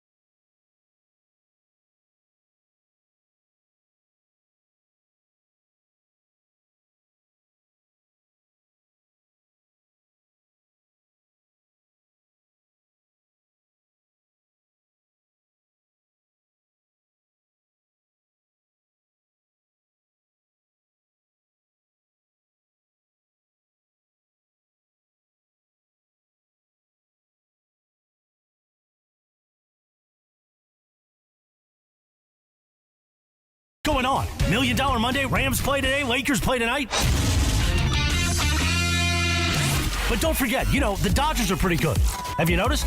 And as the Dodgers begin that race to the Fall Classic, your place every day for real Dodgers talk That's right, real Dodgers talk is right here on 710 ESPN. Plus, Travis used to be a pitcher.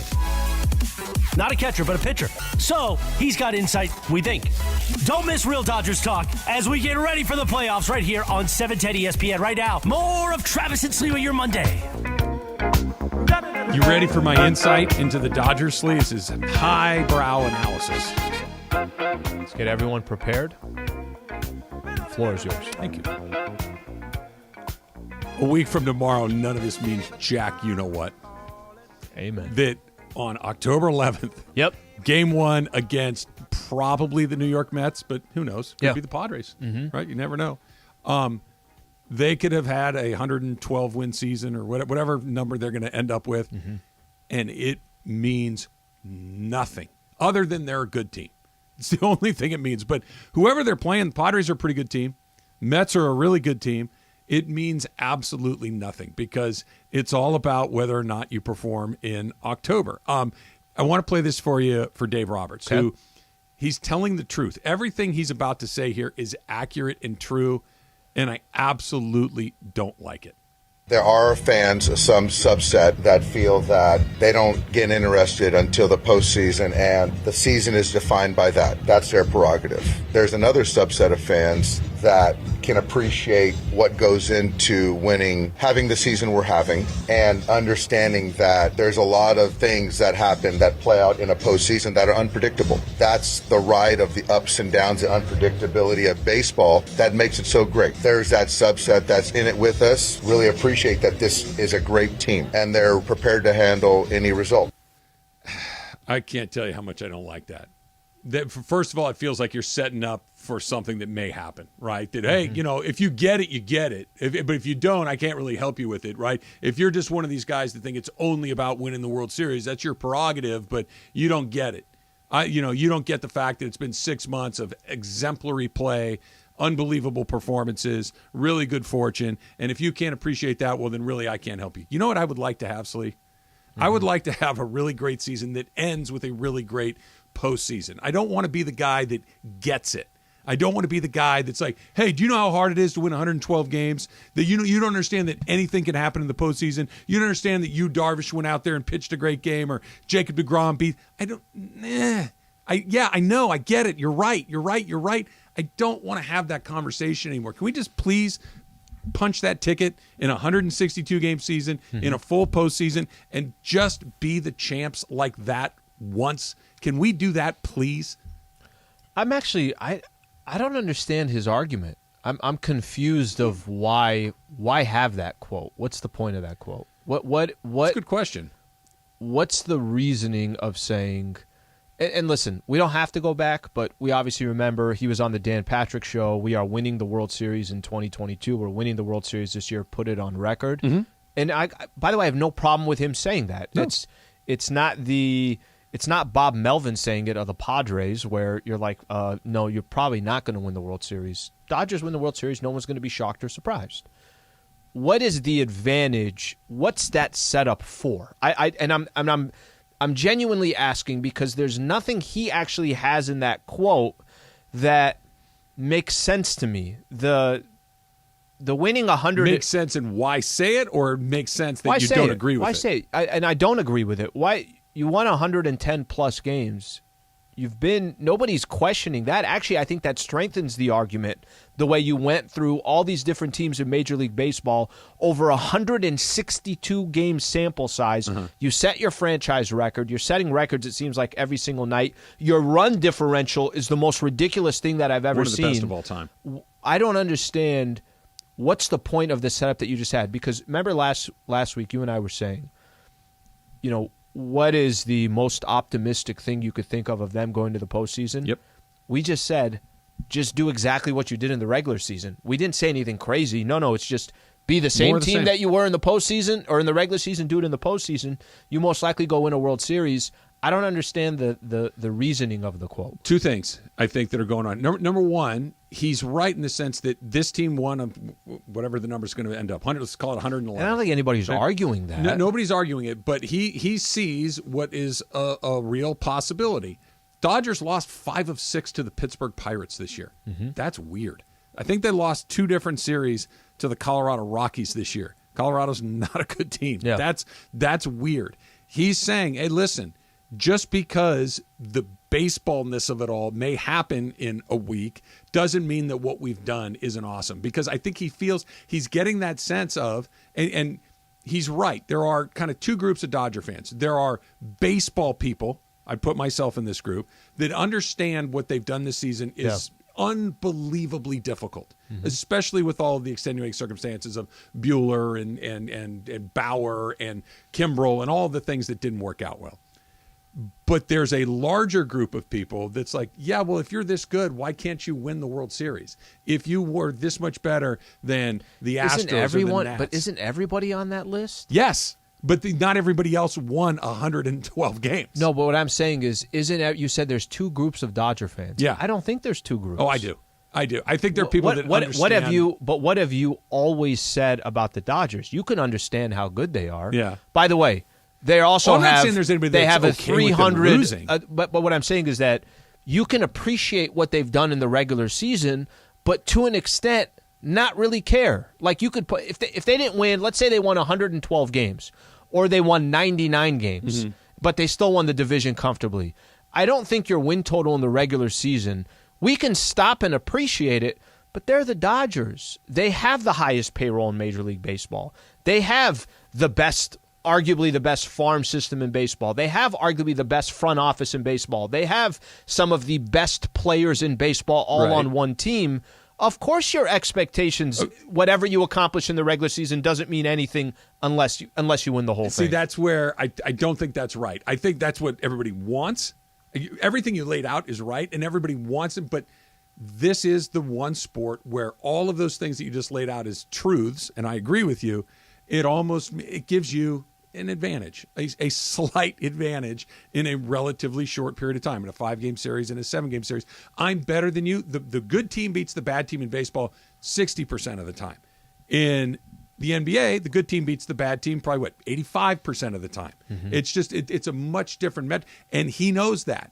And he's trying to say, hey, listen, I appreciate the people that appreciate that they know what's about to happen, maybe. That if you are just tuning in right now, if you are just getting going with the Dodgers, you're thinking, hey, they're really good again. Let me know if they win the World Series and I'll get excited about it. That's the part that I think he's uncomfortable with because he knows the randomness of it all. Both of them are true. Yeah. Both of them are true. He's right about appreciating, because to your point, Al, a 99-win season is a great season, but it's not unprecedented. What they're doing, historic.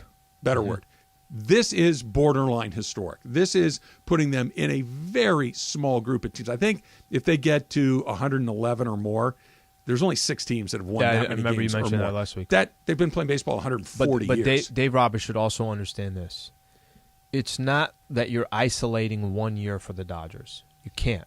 They've won 10. This is the 10th straight year they've made the playoffs. I'm going to give you. They've won 106 games 3 years in a row. That's another ridiculous one. But I'm going to give you an example, okay? The Padres clinched the playoff berth yesterday, okay? They got in 2020. Prior to that, I don't think they had got in until 2006. So you could say in a full 162-game schedule, it's their first playoff berth since 15 years. And it's like Jake Peavy and, it's like those players that were doing it. Shows you just how long it was. I was still living in San Diego working for the Padres radio broadcast, okay? That team does something, and they lose in the wild card against the Mets. You think it's a building block. The Mariners clinch for the first time. It's a building block. You just think that. The problem with the Dodgers, this is the issue that I have with Dave Roberts' comments. Dodger fans are not just looking at this year. You're looking at, okay, I get baseball is baseball. You're right. But over a 10-year span, you've been in the playoffs. You see Alex Verdugo, his comments about the 60-game season. I did. Whether you like it or you don't, you and I have also pointed out, look, it'd be nice for them to get one in 162 full sample set. Without question. So I think when Dodger fans listen to Dave Roberts' comments, it's not just about this year. It's 10 years you've had this much success, and how much have you cashed in that process? That's it. I think that's the most important part of it, and that's why I like what he said. Why I don't like what he said, because if this were just, hey, listen, I agree. We caught fire and had a year for the ages. Cool. I agree. But the baseballness of it all, right? Hey, anything can happen. Why does it never happen to you? right? That's the part of it. Yeah. That you can tell. Well, the Braves got hot at the right time. Favor, right? Strasburg and Scherzer just went off. The Nationals fine. had a great the 7-game Astros set. Cheated. Okay. The Red Sox were just better than us. Okay. The Cardinals. Why does it never break your way? Yes. Like if we're talking that it could break either way, it's not breaking either way. That means you get it half the time. It's never breaking your way. That's the weird part of it. Can't you say this if you're Dave Roberts? Guys, we had an incredible season, literally a historic season. Ultimately, at the end of the day, the only thing anybody cares about inside this clubhouse, did you win it all or did you not? That's the way we're defined. Outside the clubhouse. Inside that clubhouse. I think Freddie Freeman's not walking away saying, hey, we got to the World Series. I know we lost to the Yankees or the Astros. I don't know if I agree with this at all. Mookie Betts, Clayton Kershaw, Julio, go down the list. All those guys that you're listening, not that they don't want to win and not that it's not the most important thing to I think they're incredibly disappointed. For sure, but those are different. That's a different, incredibly disappointed, yes. But I really don't think that the guys that you're talking about look at this like that was for nothing. They know how hard it is. They know how random it is. Disappointed, crushed, not leave your house for 2 months for sure. Yeah. For sure. But these are guys that have been, all those guys you're talking about, been around for so long. I think that was for nothing. I do think they would be saying tough, that. Man. That's really tough. Because it's wildly them. Disappointing. Because it's that roster. Because it's that they won this many games without some key players. Like, I don't know. I find it very difficult to believe that these guys are not walking away saying, what the hell just happened? How did we not win the whole thing? All of those things are true. But at the end of it all, when next spring training, you're still kicking yourself. But it's not. Part of it depends on if they lost. If they got embarrassed. But if they, look. No, they would lose. If they lost, it was just a really good series against the Braves or a really good series. If you go out there and Scherzer and DeGrom throw back-to-back shutouts and you lose in a 5-game series, 3-2, and you lose the third game, 9-8, I mean, it sucks. It's terrible. It's disappointing. They are the one team. I really believe this. I don't think there is a team. It doesn't matter how they lose. If they lost. Just win. You're right. Just win. Just take it off the table and win. I get what he was going for, but I did not like hearing it at all. Factor Cap coming up next. It's Trav and Slee, 710 ESPN.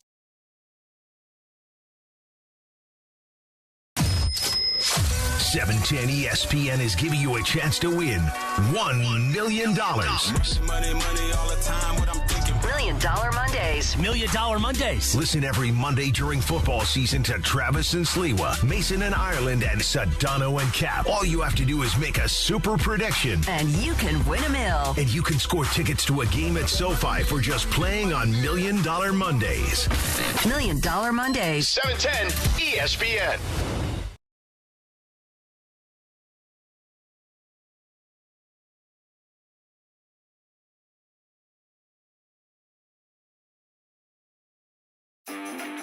Hey, Rams fans, Travis Rogers here. You have got to get the new ESPNLA app. In fact, let's go down to the locker room and get a little help. What's up, Rams fans? This is Matthew Stafford. React to the Rams on the new ESPNLA app. This is Cooper Kupp of the Los Angeles Rams. Listen to all your Rams talk on the ESPNLA app. You are just one tap away from Rams All Access. Travis and Slee, Mason and Ireland, and Sedano and Cap. Download it now on the App Store or Google Play.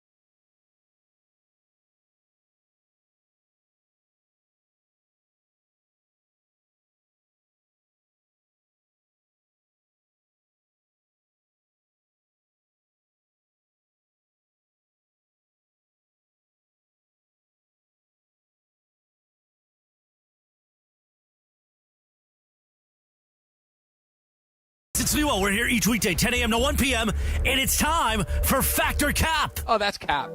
That's so cap, Dad. Everything I've said is a cap, but I'm going to go fact. First of all, it's not a cap. It's no, it just is a cap. Welcome to Factor Cap. Hey guys, and to those who maybe chose to watch White Lotus this weekend, hope you enjoyed it. If you didn't, don't tell me. If you liked it, let me know. If you didn't, it's okay. But we'll have I'll have another Emmy Lee's on Friday. Did you watch it? Told you I wasn't going to be able to. Did you? Yeah, you were busy. No. It's okay. So you're not going to watch it? No. I know. I want to give it an episode. Sell him on it. I want to give him an episode. Taylor's in. All right. Taylor's in. No, Taylor, you're totally. done today. Yeah, you have all day. Look, this is a compliment to you. I don't think you're a good liar, but that was a particularly bad lie. I got it. Yeah. All right, guys. So almost 4 in 5 Americans believe that if animals were able to talk like people, dogs would be the first to do so. So my statement is, you wish that animals could speak. Travis, Factor Cap. No, Cap. How could I eat them if I knew what they were saying? Right? I mean, I enjoy beef and pork and chicken and fish. And if I'm getting ready to dive into a nice little cedar plank Atlantic salmon, it's like, dude, this is messed up. How could I do that? No, I don't want them to be able to talk. I want to be able to eat them. This is beyond fact, and I'm ready to go vegan if that's what it takes. Listen, I already have conversations with the rookie. Him and I are already looking at each other, and I'm trying to just understand what he's doing, and he gives this kind of half bark, half chat. I want to know what the hell's going on through his mind. I want to know that every 30 minutes that he's ready to go back to the fridge and eat some more. And listen, I know that now it changes the game here for chicken and for beef and some pork and everything else. I'm willing to sacrifice all of that just to have a conversation with a couple of animals out there. I like the food chain how it is. I like being at if there's a food pyramid, back in the day, Travis is at the very apex of the pyramid. Everything else can just going all greens moving forward. What if the coyote could have spoken? That would have been interesting. All right. That would have been a great conversation. Taylor? That guy. This is Cap. I think there's kind of beauty in speaking non-verbally to animals and, developing that relationship with them. And you have to learn what they're saying without actually speaking the same language. The guy would go good with a nice beurre blanc sauce right there. Let's get him over here and get this going. Have you ever We're all going to attack you. Getting all the animals on my side. You're right, Al. You could hear them plotting. Guys, I did it. Dude, they took another one into that room and he never came out again. We got to rise up. If they keep putting these nets and all these tunas keep getting scooped up and what do you know, a mountain lion out on the golf course. He's not coming for me. He's coming for you. It would be cows and chickens and pigs, because those are the ones we're going through like crazy. Enough of this. Let's roll. Have you ever barked at Rookie to see if you could match his tone? Because with my roommate's cat, sometimes when that cat is meowing, I'll just meow at it too, and I wonder if I'm saying what they want me to say. I don't know. All right, there's a look that a dog gives you. I think it's a very dog thing, right? Certain noises you make, or even if you bark at your own dog, he gets so confused, turns to the side. He's like, "What the hell was that?" You throw him off every once in a while. So yeah. All right, so Trader Joe's has finally brought back free samples in some stores after the pandemic. So it's big news right there. You always get free samples if they are made available to you. Alan, Factor Cap. All right, so once COVID hit, it was not only were they not giving them out anymore, but you almost kind of, it's like, all right, life without samples. Trader Joe's, I used to always go get the coffee. Trader Joe's would always have, pour yourself a little cup of coffee while you're out walking around. It's in one of those little cups. Put a little milk in there. Got the coffee always brewing there. Have it. I'd always take it. I wasn't. It kind of depended on what the food was, but I'd always go get the coffee. I'm definitely a sample guy. Yeah, Trader Joe's samples are very hit and miss with me. The coffee is a good one. I don't go to Trader Joe's a ton, but they have meals back there. They give you a little teeny tiny little plate. You're right. I don't need an enchilada right now. Or it's rice and chicken and a little bit of vegetable. I don't need you to make me a menu. Just tell me if that chicken in that plastic bag is going to be good. Give me a chip. Throw some guac on it that you guys are selling, or some hummus, and let's keep it moving. Yeah, so at Costco, they get it right. It is a bite of this one thing. Do you like it or not? But Trader Joe's is like trying to open up a bistro in the back. I don't necessarily need that. Taylor? Pair this with some wine? Well, that's a good idea, actually. This is Cap. I don't really do this anymore, but when I was a kid, I used to go to Sam's Club or the mall or anything like that, and they'd have free samples, and I would just snack on everything, but not too much into that anymore. Did you ever go back in line? go back in line Yeah. because they. Do you ever go to the same sample spot maybe a few minutes later? That's why you bring kids. Hey, go get another one of those No, corn Taylor, dogs. nothing? Maybe get one for my dad. Okay, Bobby, go get another corn dog. I've already been in the line twice. Then send your sister. Just come back with corn dogs. That's what we need to do here. All right, guys. So on Friday, I went to a concert by myself, and it was great. Really loved the concert. It was awesome. I got there really early. I was in line an hour before the show started. Because I really wanted a good seat, and I had general admissions tickets. And so I get there. I stand in my spot for 2 hours before the guy even goes on. So it's like there's an opener, and then there's him. So opener goes. Pretty funny. 2 hours just staking her claim. Yeah. Opener goes. I have my seat. It's getting a little more packed.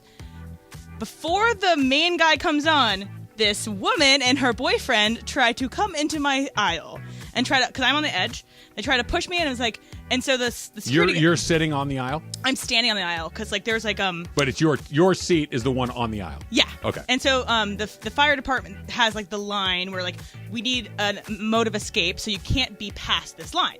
So this woman is standing there pretending like she's chatting to other people. So then the fire guy says, "Hey, you have to be within this line." So now they're trying to scoot into yours. So then she asks me if, "Hey, can you just scoot in?" And I said, "No, I've been here for 2 hours," and I didn't move. Do you say it like that? Yes. So, I should have let her in. Taylor, fact or cap? Oh, cap. Absolutely not, Emily. You did the right thing. You got to box out, stake your claim. You were there before her. She can't just come in last minute thinking she can, own the place. Travis? I don't think you needed to move. Absolutely not. You don't need to move. But I would have been a little more deft in my refusal. It would have been I've been here for a minute. If you guys would like to slide past me into the aisle or into the row, by all means. But I've been here for a while. This is really where I want to be. So if you want to go past me, great. But otherwise, I'm going to stay here. That lady's probably smoking a J and drinking a beer. She's like, I don't even know what you just said. I don't know what you just said. I tell you what I would do. I think these are especially a concert vibe. If you go in thinking hey, this is going to be my spot, and it's not like assigned seating or something, it's like a bleacher type of things, everybody's going to be so wasted by the time the show even starts. I'm kind of walking in already prepared for that. You know what? Let it be. And even this kind even of if trying you had a spot you really liked? I had great spot. There was no one taller in front of me. I could see everything. Could you have had them go in and you still have your spot? No, it was all packed. The entire row was full. I was second row of this general admission. I'm probably not saying no. You're going to let them squeeze Probably in? not saying no. Yeah. I'd say no. Go get me a beer. The whole thing, too. Get me a beer and we're even. I was standing there, stewing, waiting for this security guy to tell them that they couldn't be there. And I just knew they were going to ask me. I knew they were going to ask me to move in. And I was already doesn't that sound so stressful? Yeah. No, that's not. I don't know if I want to do the whole thing. I'd rather just. But then the girl disappears back into the crowd. Whatever happens, happens. You don't have to worry about her again. You were talking about the beers? Yeah. Reminding me of a story. I went down to me and two of my friends go to a Padre game. This is 20 Can't years control ago. these idiots. We had 4 tickets. Somebody left us 4 tickets. There was just 3 of us. So we had an extra ticket. And we're walking into the game, and some guy's like, I need one. And I said to the guy, I said, here, you can have it. And he's like, well, for how much is it? Just take it. We're not going to use it. You can have it. So turns out they're really good tickets. And we get down. We're sitting right behind the Padres. This is at the Murph a million years ago. And the guy comes down and sits next to me, and I got my 2 friends on the other side. And he goes, oh, man, thank you so much for doing this. It really is really very nice of you. I'm like, no problem at all. And my buddy He better have got you a beer. My buddy Rick goes, it was so nice. You should probably buy us a round of beers as a thank you. 100%. And you could see my buddy Rick is bigger than me, stronger than me, more menacing than I am. And he's looking at him with the coyote look, like this is how this is gonna go. Guy goes, yeah, sure, I'll go get him right now. And he pops up, and I'm thinking, okay, he's gone for the day. And Rick goes, I think I'll go with you. And went all the way up to the beer line, made the guy buy us 3 beers, and then the guy disappeared and never came back. Yeah, it's the right thing to do.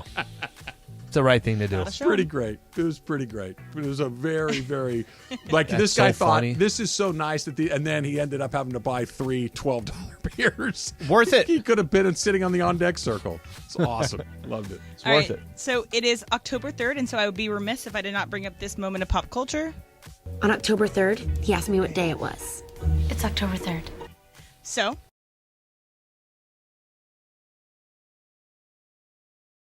Travis Feathercap. Back.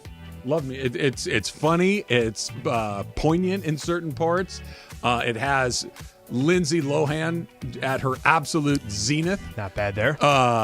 It's got really great ancillary characters. It is a good movie. There no ifs, ands, or buts about it. It is a really enjoyable movie. Very, very funny. And let me say it again, Slee. It's got Lindsay Lohan at the peak of her powers. Yeah. I go fiction on this. Fiction. I know. Like, how about that? I just when I said what that just too. happened? I just You just short circuit? right when I just said that, I was like, How much Hennessy did you have on Saturday? I don't know if that's a game, Al. Fiction. Yeah. I'll go Cap. I'll go Cap. Okay. So this White's Cap. I don't ever go back and go watch a movie. I haven't seen it in years. If I don't actually go back and go watch a movie, then to me it's not. Yeah, I could live without it. So I kind of live without this one, and it's fiction. Please continue.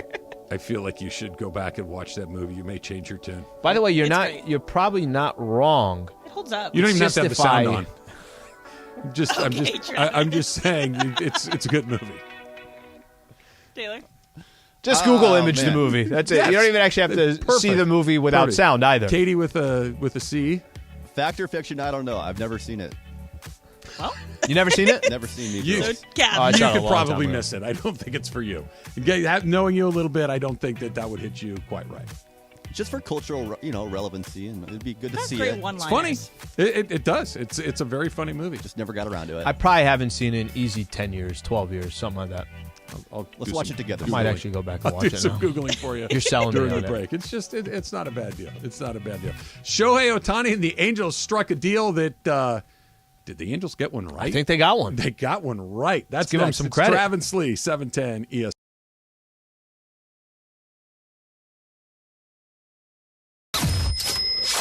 $710 ESPN is giving you a chance to win $1 million. $1 Million Mondays. $1 Million Mondays. Listen every Monday during football season to Travis and Sliwa, Mason and Ireland, and Sedano and Cap. All you have to do is make a super prediction. And you can win $1 million. And you can score tickets to a game at SoFi for just playing on $1 Million Mondays. $1 Million Mondays. 710 ESPN.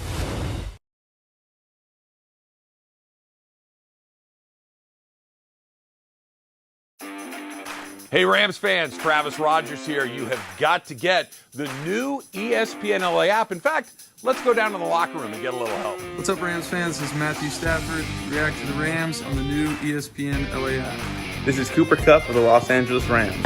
Listen to all your Rams talk on the ESPNLA app. You are just one tap away from Rams All Access. Travis and Slee, Mason and Ireland, and Sedano and Cap. Download it now on the App Store or Google Play.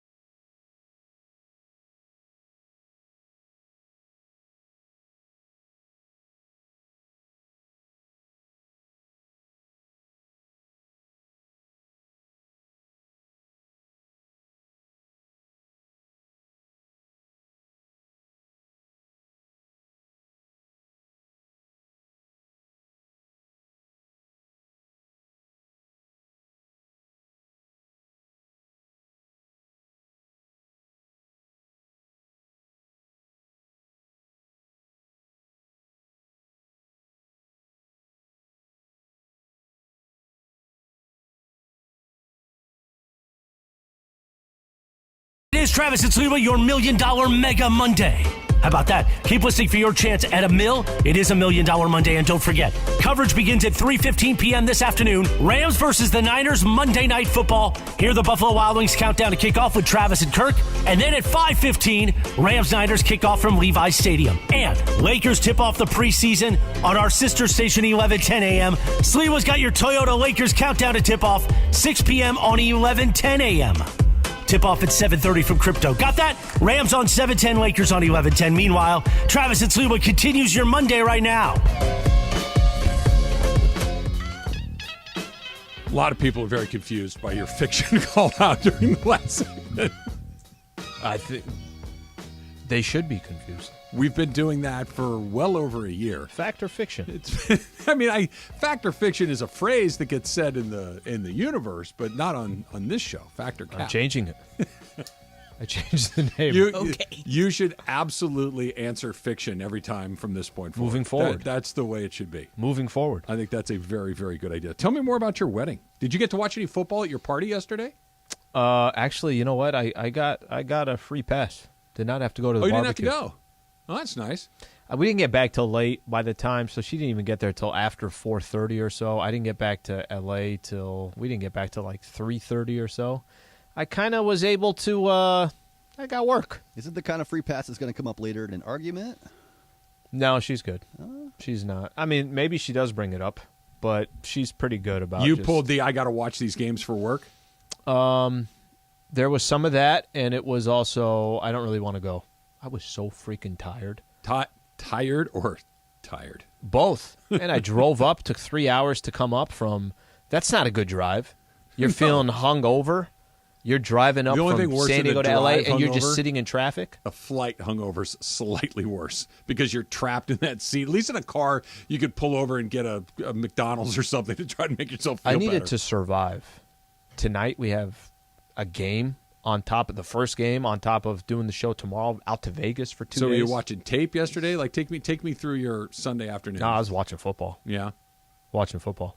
Which ones? I saw part of the Charger game, and then when it got 27-24, I started getting excited because they were blowing that lead. But see here, the one team in football that may be more inept than the Chargers are the Houston Texans. Yeah, I got excited. Anything. I think I watched pretty much the entire Tampa KC game. Watched actually some of the Mets Braves game as well. That game was on ESPN. That's going to break the Dodgers' way, by the way. And I think it will. I agree with you. I want to say the magic number is 1 at this point for Atlanta. So if they win one more game or the Mets lose one more game, the Mets are the second seed. That's a nice little break for the Braves Dodgers. would be the second seed. Mets would be the wild card. Right. Yeah. That's a big break for the Dodgers because coming out of that best of 3, and by the way, they're going to have to travel across the country, whether it's the Mets or the Padres or the Phillies or whoever ends up being in that spot. That game is going to be at Citibank Field in New York. You're going to win that game, win game 3 or whatever, and then you have to chuck it all the way across the country to jump in and play the Dodgers and Julio sitting there waiting for you. It's a great break for the Dodgers. That's why, I was a fan of expanding the playoffs. Get another team in there. You're going to have a lot of good teams that are in there. Not great. I mean, the Dodgers are the Dodgers. The Braves have played as good as anybody else. But it's going to make, I think, the postseason interesting. And this is the huge advantage that you have by having one of the 2 best records like the Braves and the Dodgers will. Yeah. It's a huge advantage. And you and I were talking a little bit about that last week. They're going to end up using DeGrom and they're going to use Scherzer in those first 2 games. And whether it goes 2 or it goes 3, and who the hell knows? Maybe the Dodgers get another break here. The Mets don't advance. It's not like the Mets have been playing great baseball over the last month or so. But even if they do advance, they're kicking back. The Dodgers are. And they're kicking back waiting, and you're only going to face DeGrom and Scherzer 1. Listen, I think it's going to come down to Braves and the Dodgers, and I think anybody can win that series, but it's a good start for them. Do you still like the idea of expanding the playoffs? And I understand that this is an unlikely scenario, but it's not impossible. What if we get a World Series that's the Toronto Blue Jays against the Phillies? The 2 teams that just kind of snuck in the back door, and they get hot at the right time. And the Astros have won like 103 games. They're really good. I think even more than that. Yeah, the Yankees have a guy that's going to hit 61 or more home runs, and the Dodgers are on 111 or 12 win pace. and you get the Phillies against the Seattle Mariners, that would feel fairly unsatisfying. Listen, especially in baseball, 162 games is so many freaking games. I think there's something about having teams and cities still have a chance to where these final couple of weeks mean something. The last thing you want is 70% of the league with just kind of like, okay, we got nothing to play for. So I'm a fan of it. Now, listen, do I think the Phillies and the Tampa is going to end up in the World Series? I know you don't either, but I get what you're saying. Could happen. It could happen. Yeah. I'm okay with it. The risk of that compared to now having X amount of teams in, I think will make for good baseball. I almost fell off my chair on Saturday when I found out that Shohei Ohtani and the Angels came to a $30 million deal. That something made sense? It made sense for everybody. That he's in his final year of arbitration. The Angels can basically pay him whatever they want or offer him whatever they want as far as league minimum. Ohtani can ask for whatever he wants, and then it goes to an arbiter if it does. And what's weird about Major League Baseball arbitration, they don't come to a middle ground. You both present your case, and he picks one. Okay, so it's there is, if you get into that situation, there's huge risk involved for both sides. So more often than not, they'll land at some sort of catch number, which is what the Angels and Ohtani did. But it allows the Angels to at least keep him in the building until the beginning of next year. Yep. To allow the new owner, whoever that might be, to make an impression on him, like, hey, this may be a place you want to stay. Let me show you why my regime is going to be different than Artie Moreno's regime. Let me try to convince you that this is the place for you to go. And it also is a number that makes enough sense where if you need to move him, fine, move him. That it doesn't lock him in for any sort of long-term time. It was the rare deal where you're like, that's perfect. Everybody got that exactly right. The game has changed for the Angels and Ohtani. It has.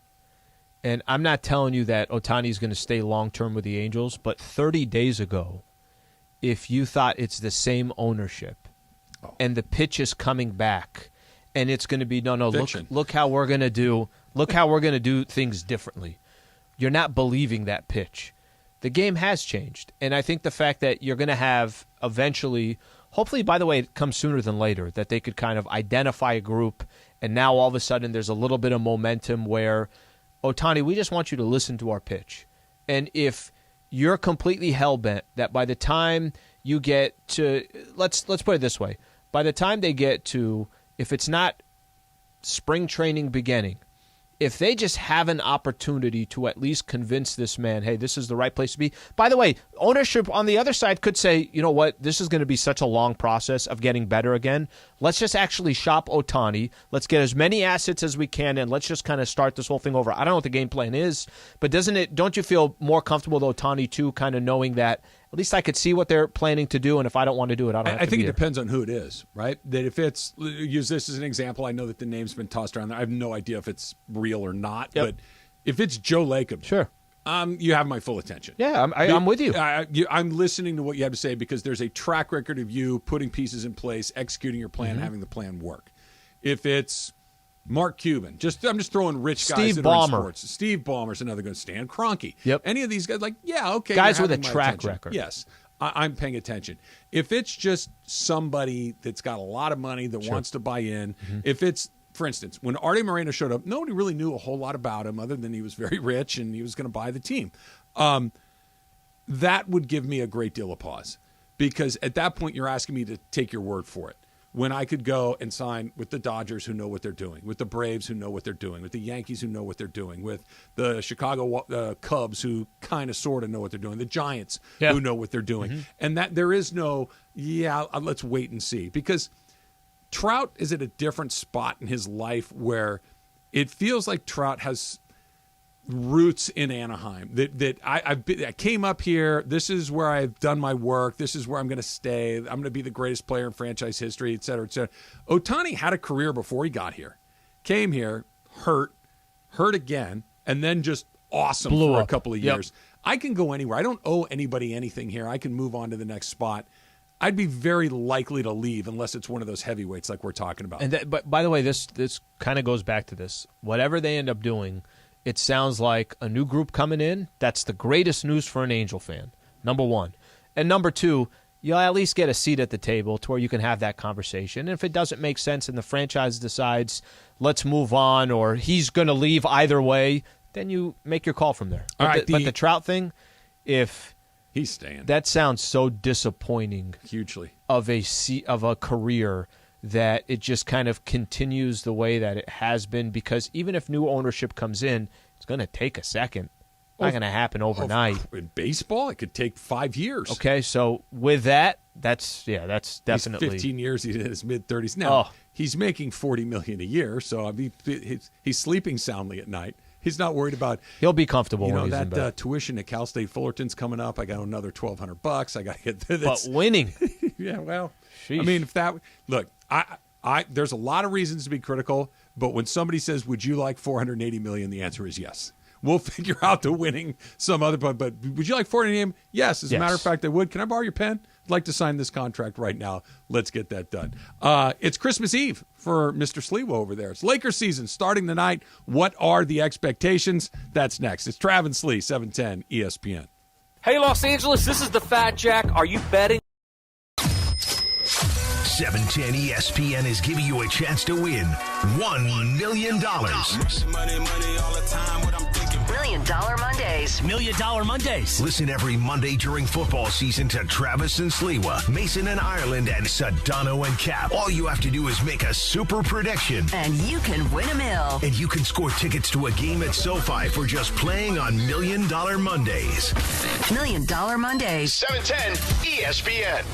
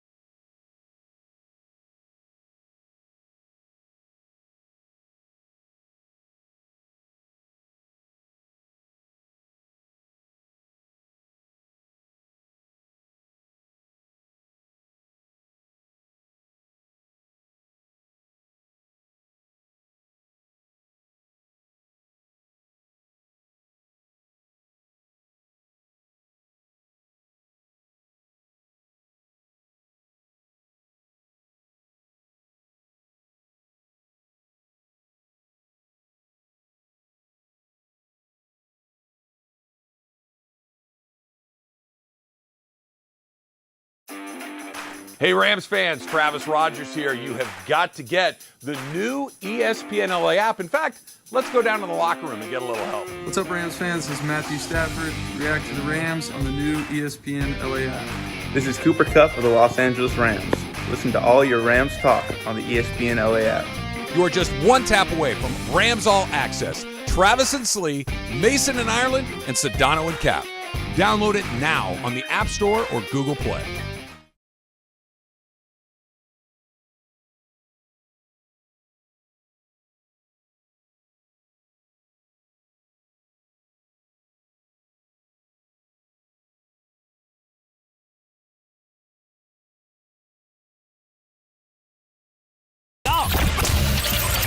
What a Monday it is. First off, it is $1 Million Monday. Keep listening for your chance at $1 million. All you got to do is have that Super Bowl prediction ready. 2 teams and the final score.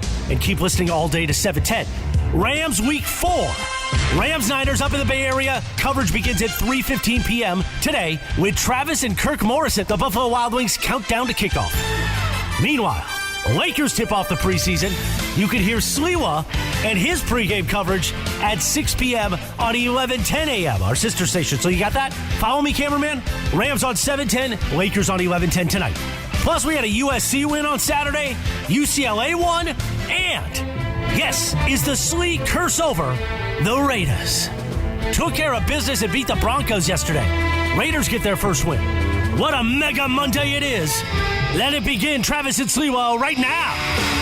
Yeah, it is a full day here for the two of us, my friend. I just realized that I'm going to have been in this studio, sitting in this chair, from about, I got here early this morning. I got here a little bit after 7 o'clock. I walked through the door about 7:10. Be here for about 15 hours. I'm not going to leave here till like 10:30 tonight. That is a very, very full day. You at least get to go across the street and do pregame from inside the building, right? Yeah, we'll do it from inside there. Yeah, there'll be a little time before we start because pregame won't start till 6.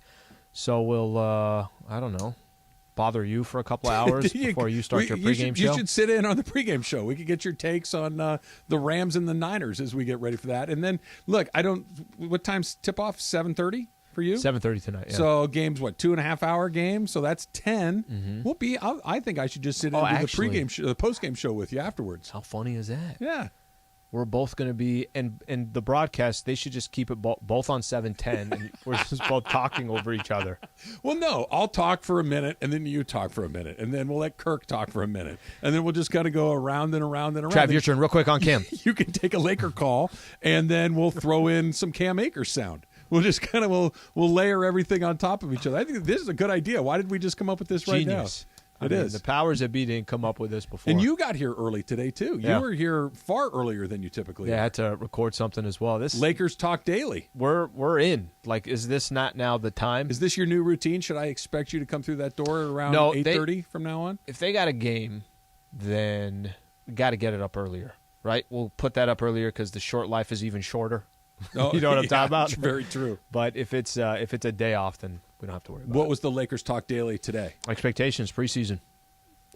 It's kind of funny. You and I hit on this, and today was an interesting morning. Sam Amick, Shams Charania, Jovan Buha, the Athletic, they kind of went through the details of the Lakers getting all the way to training camp and still trying to shop Russ, like literally up until that last second. So there was correct me if I'm wrong. Mm-hmm. Is that why they postponed the original Rob Pelinka presser? Because they thought that they may be getting close to pull the trigger on that, so they pushed it down the road a touch? I thought it was odd that they were going to talk on that Wednesday anyways. So I don't know. I have no idea. But there was speculation that that's what it was. There was time that there was certainly they thought maybe that was crossing. I just thought it was weird that I knew they were going to talk on training camp or on media day, so I didn't know why they. I like looking at you again. on the stream through the iPad over here, and then I can look at you. You look better on camera than you do in real life. Oh, that's great. That's good. That's usually not the case. Better like on camera. You're handsome both ways. Your Hennessy bags are not visible on the YouTube. Oh, they're feed. probably definitely. No, I'm looking at it right now. You look You're good. Full of compliments. Listen you look to this good. guy. Listen, thank you. Thank you. I cannot see you. Yeah, you can. You got to just turn your head a little bit. I probably look pretty much the same. That's too much work. I see you. So what are the right expectations? Here. Because, look, if I hear there was what did break Friday or Saturday, I don't know what it was. We're just going to get out and go. If you get it, go. If you get it, go. If AD gets it, get up and go. If LeBron gets it, get up and go. If Russ gets it, guys, can we just not? Can we just play a little bit, see what it looks like, and then make some decisions? I'm so tired of the philosophical conversations about what it might look like. We're about to find out what it does look like. Yeah, listen, there's really nothing anybody can say. You're coming off a year where you were so bad. You're coming off a year where you were 16 games below 500. You couldn't make the play-in tournament. Lakers are about to play the Sacramento Kings. These are two squads that were not part of the play-in tournament. There's only three other teams. What was it? Houston, Oklahoma City, the Lakers, Portland. The Kings, and Portland, who didn't have Dame basically the whole season, traded C.J. McCollum because they're rebuilding, doing whatever they're doing. You know how hard it is to be part of those five unless you're trying, right? Like the Oklahoma City Thunder are trying. The Rockets are trying. Lakers weren't trying. Sacramento actually, they thought in their mind, trying. Let's try They're to kind of get in to the the Laker play-in bucket, tournament. right? Yeah, we're trying to get in. We just weren't good enough. Only 5 teams are in that boat. 10 of them are either locked into the playoffs or they're in this play-in tournament. 4 of them are in the play-in tournament. So I'm with you in the there's nothing really to say coming into the preseason.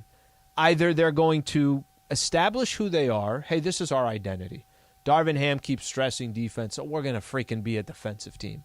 And these other players are going to – and Russ is going to do exactly what he said about whatever it is for the team. But you could read every quote that you want. Ultimately, at the end of the day, Will we get some results from the preseason kind of showing, hey, I kind of see what this team is, or is it a lot of chatter? It's a lot of chatter because we've talked about it. How do I look now that you've slid over there and gotten a look? Do I look better, worse, the same? Is my posture good? What would you improve? Give me a TV critique. Very comfortable, very cozy over there. Well, I am. I'm enjoying having this conversation with you. I'm in a good mood. I got Rams games coming up tonight. I think. Do I look good? We're live streaming, by the way, on glasses look ESPNLA on the YouTube. feed? Do I look good? Am I getting reflective? Do I have shadows over my face? You're not in the shot. I'm not in the shot? No. Where should I move? Yes, you are. I feel Just like I'm in it. literally, your left shoulder is in there, and that's It's a good it. shoulder, though. Now, look, I'm going to do the Rafa Nadal thing. Have you ever looked at that guy's, like, his arms, like, when he's out there? He's left-handed. His left arm, he looks like Arnold Schwarzenegger. His right arm looks like Travis Rogers. He's like so lopsided from hitting tennis balls with just one Did side of his Federer body. ever sweat in his entire career? We're talking about Nadal. I know, but I'm going straight to Federer. I have trouble tracking you sometimes. Like, I need to Federer pay never attention. sweated, ever. Yeah, no, he did. I remember seeing him sweat a little bit. Ever. No, I feel like you're wrong there. You're uninterested like in my Rafa effortless. Nadal lopsided It physique. was okay. I mean, I got it. I understood what you were saying. But you just very quickly moved on to Federer. You threw me for a loop. It's better. Well, No, I think they're both. I think they're both same Grand Slams. I think, aren't and they what's both the other 20? guy? Djokovic. Djokovic. He's right up there. He's Speaking of 22. tennis. This is tennis talk. Let's stop talking tennis, guys. No, but wait, just a we're second not talking here. tennis. I'm talking like just violent left turns out of nowhere. That's what I'm interested in talking about. That's the part that I like. Like, he started talking about my left shoulder, and I got off on a tangent. Well, you're working your good angles, Trav, on the video. Thank you. I appreciate it. There was something in one of those pieces that I thought was really, I don't know, interesting is the wrong word. More like, oh boy. I want to read you the quote from the piece. It appears the voices of Joey and Jesse Buss are being considered among Laker leaders now more than ever. Just what they need. Several more people with an opinion on what should happen next. I think the number one criticism of this group, other than the fact that maybe the roster is not great, is the roster may not be great because there are 3 people with an opinion, 5 people with an opinion, 8, 10, 12, and now there's 2 more names thrown in there. It's like, can we just please have a captain of the ship? They've got like a bunch of assistant captains and not one guy saying, we're going that way. Is there an organization right now, you can make the argument in sports, but just specifically the NBA, where kind of, let's use what you just said, couple more busts have more opinions, let's just say. Voices. All of this just doesn't even mean anything. Are they going to get some results or are they not? Because the more that... But couldn't the voices ultimately hinder the results? Well, that's kind of the point, is that if they're not playing good, then what's the chatter going to be? Oh, look, now there's more cooks in the kitchen. Oh, if hypothetically 25 games in, they're 10-15. Well, who's running this thing? Who's making the final decision? Okay, so Pelinka has his decision, and then last week we were just talking about this. We were talking about DeMar DeRozan goes on J.J. Redick's podcast and says how much he wanted to be a Los Angeles Laker, and the Lakers, you can make a mistake and say, hey, we want Russ in a trade, not really knowing the full details of, yeah, but you could have had DeMar. Okay, well, whose decision was that? How many people were involved in that decision? LeBron. Unless there aren't results that are showing up night in and night out, these extra conversations are always going to be there. Well, yes and no. I don't know, man, because, look, if it's a repeat or something similar to what we saw a year ago, the fact that there are multiple voices is a problem. You can make a case for that. Absolutely. And even if it's just a little bit better and not good, I think that multiple voices is a problem, because I don't know the answer to this. I don't know the infrastructure of all 30 NBA teams, but I would imagine that there are very few of them that have 7, 8, 10 people with a seat at the table whose voice is significantly considered. There may be your director, let's see what he has to say. Assistant general manager, sure, but when you're talking Magic and Phil and Jeannie and the Rambuses and the other 2 Buss brothers and Rob Pelinka and Clutch and LeBron and Anthony Davis, that's a lot of folks that get an opinion on what should happen next. And it's really hard, because one of the stories was they were trying to come to a consensus on the Indiana trade, right? Yep. You know how hard? I mean, have you ever gone out to dinner with two other couples? Coming up with a consensus on anything is impossible, and that's just trying to order an appetizer. But trying to come up with an idea on the direction of your franchise, and you've got double-digit people weighing in on it, and you need a consensus, that seems like a really complicated way to run things. And these are powerful people, right? Yes. The Magic name, the Phil Jackson name. Clutch is going to have their opinion on certain things. You're not wrong on that. Listen, I take a page from Dr. Jerry Buss back in the day. You just remember from either being in the middle of it, as in it's an era where you were always watching Lakers basketball. Really, the main face of the Lakers at that time was Jerry West. Yes. Right? So you had... And there was no question who was making the decisions. And that doesn't mean that you don't have a ton of other opinions along the way. But you could see that funnel start going up, and then it got to Jerry. And by the way, ultimately at the end of the day, Dr. Jerry Buss, he's going to make the final call on things. And I get what you're saying, that structure, I can't argue with that. That's not it doesn't seem like that's the current structure of the Lakers. The Jerry West structure is more traditional. You had an owner. So yeah. I ultimately get to say you thumbs up or thumbs down, right? But my number one lieutenant, Jerry West, he's going to take all the information and then ultimately make a decision. That he's going to take the people who he respects, I'm going to come to a conclusion, and then I'm going to present it to the owner, and he gets to say thumbs up or thumbs down. This feels like there's 3 up, 3 down, 3 sideways, 3 people that didn't show up to the meeting, 3 people that maybe aren't in the inside of the circle right now, that may be on the inside of the circle a week from now, and then, by the way, everybody comes in with an equal amount of cachet or gravitas. It's really difficult to land on and that decision. stuff's obviously heightened even more when your squad is struggling or the organization's struggling, and only way you quiet some of that noise is, hey, they're playing good basketball, so maybe they know what they're doing. So that's a hope. USC won, didn't cover, cost me some points in our pool sleeve, which, by the way, I'll give you an update when we come back. But saw something on Saturday night that made me go, you know what? We may have been way over our skis on this. That's next. It's Travis Lee, 710. 710 ESPN is giving you a chance to win $1 million. $1 Million Mondays. $1 Million Mondays. Listen every Monday during football season to Travis and Sliwa, Mason and Ireland, and Sedano and Cap. All you have to do is make a super prediction. And you can win $1 million. And you can score tickets to a game at SoFi for just playing on $1 Million Mondays. $1 Million Mondays. 710 ESPN.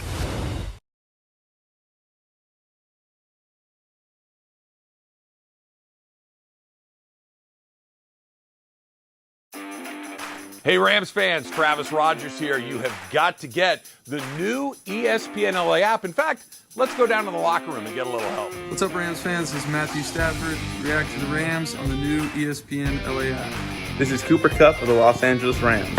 Listen to all your Rams talk on the ESPNLA app. You are just one tap away from Rams All Access. Travis and Slee, Mason and Ireland, and Sedano and Cap. Download it now on the App Store or Google Play.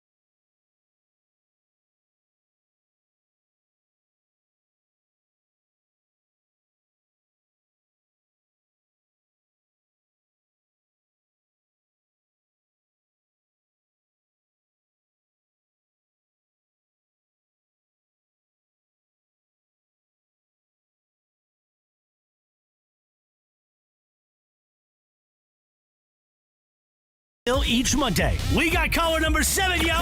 Let's find out who's on the line right now. All right, let's do it. Let's go to Whittier and Aaron Hoya. Aaron, congratulations. You are a $1 million Monday winner. How's it feel? Feels great. T and Slee, what's up, man? It's good What's to going hear on, you, buddy? Aaron. So you know how it works. You pick the Super Bowl matchup that you think we're going to see in Arizona here in a few months. You give us the final score, and if you get it right, it is $1 million. Plus, you got Carolina, right, Emily? You got Correct. Rams and Carolina Panthers Cowboys. tickets coming your way. Panthers. So here you go, Aaron. Give me the Super Bowl matchup and the final score. All right, let's go with the Eagles, 24, and the Super Bowl champion Chiefs, 34. 34-24 Chiefs over the Eagles. Eagles making their way in. They're 4-0 out. It's not a bad way to do it. Congratulations, Aaron. Good luck. Listen every Monday for $1 million Monday this football season on LA's Mega $1 Million Sports Station. Everybody's got a price. 710 ESPN. So funny to me that when we were doing this last year, Yeah. tons of Rams, because the Rams were good all season long. Tons of Bills. Tons of Bills. Tons of Chiefs. Tons of Chiefs. Yep. Packers, Tampa, Mm-hmm. right? You get that it wasn't until the very end when you're like, hey, Cincinnati might be okay. They might get into the playoffs. And then you got the Bengals and the Rams in the Super Bowl. So at week 4, you got to go just chalk, right? You got to go heavy favorites. Listen, the million thing, that's cool. Panthers game. You a big Baker Mayfield guy? He's going to the Panthers. That dude might get fired. Matt Rule. I know. That's it's not going their way. Baker Mayfield also might get sad. Baker Mayfield might get sad as well. Look, I'm in the bag for Sean McVay even before my soup disaster. Which, by the way, thank you guys for letting me live for the first 2 hours and 20 minutes of the show. Hey, you brought it up. No, that's right. I wasn't being sarcastic. I was being sincere that you guys didn't bring it up. It really does. Watching games yesterday, you and I were talking during the break about Brandon Staley, talking about John Harbaugh, who made a really critical error in not kicking that field goal on 4th and 4, 4th and 5, and going for it. They end up not scoring. Josh Allen does what he does. They win the game. It's really hard to make good decision after good decision after good decision in the game, and that the Rams have a guy, not that he's never made a questionable decision, but they're pretty. Remember, we were baking him on that 49ers last regular season game. Yep, the decision to punt. Everyone's got it's going to happen, right?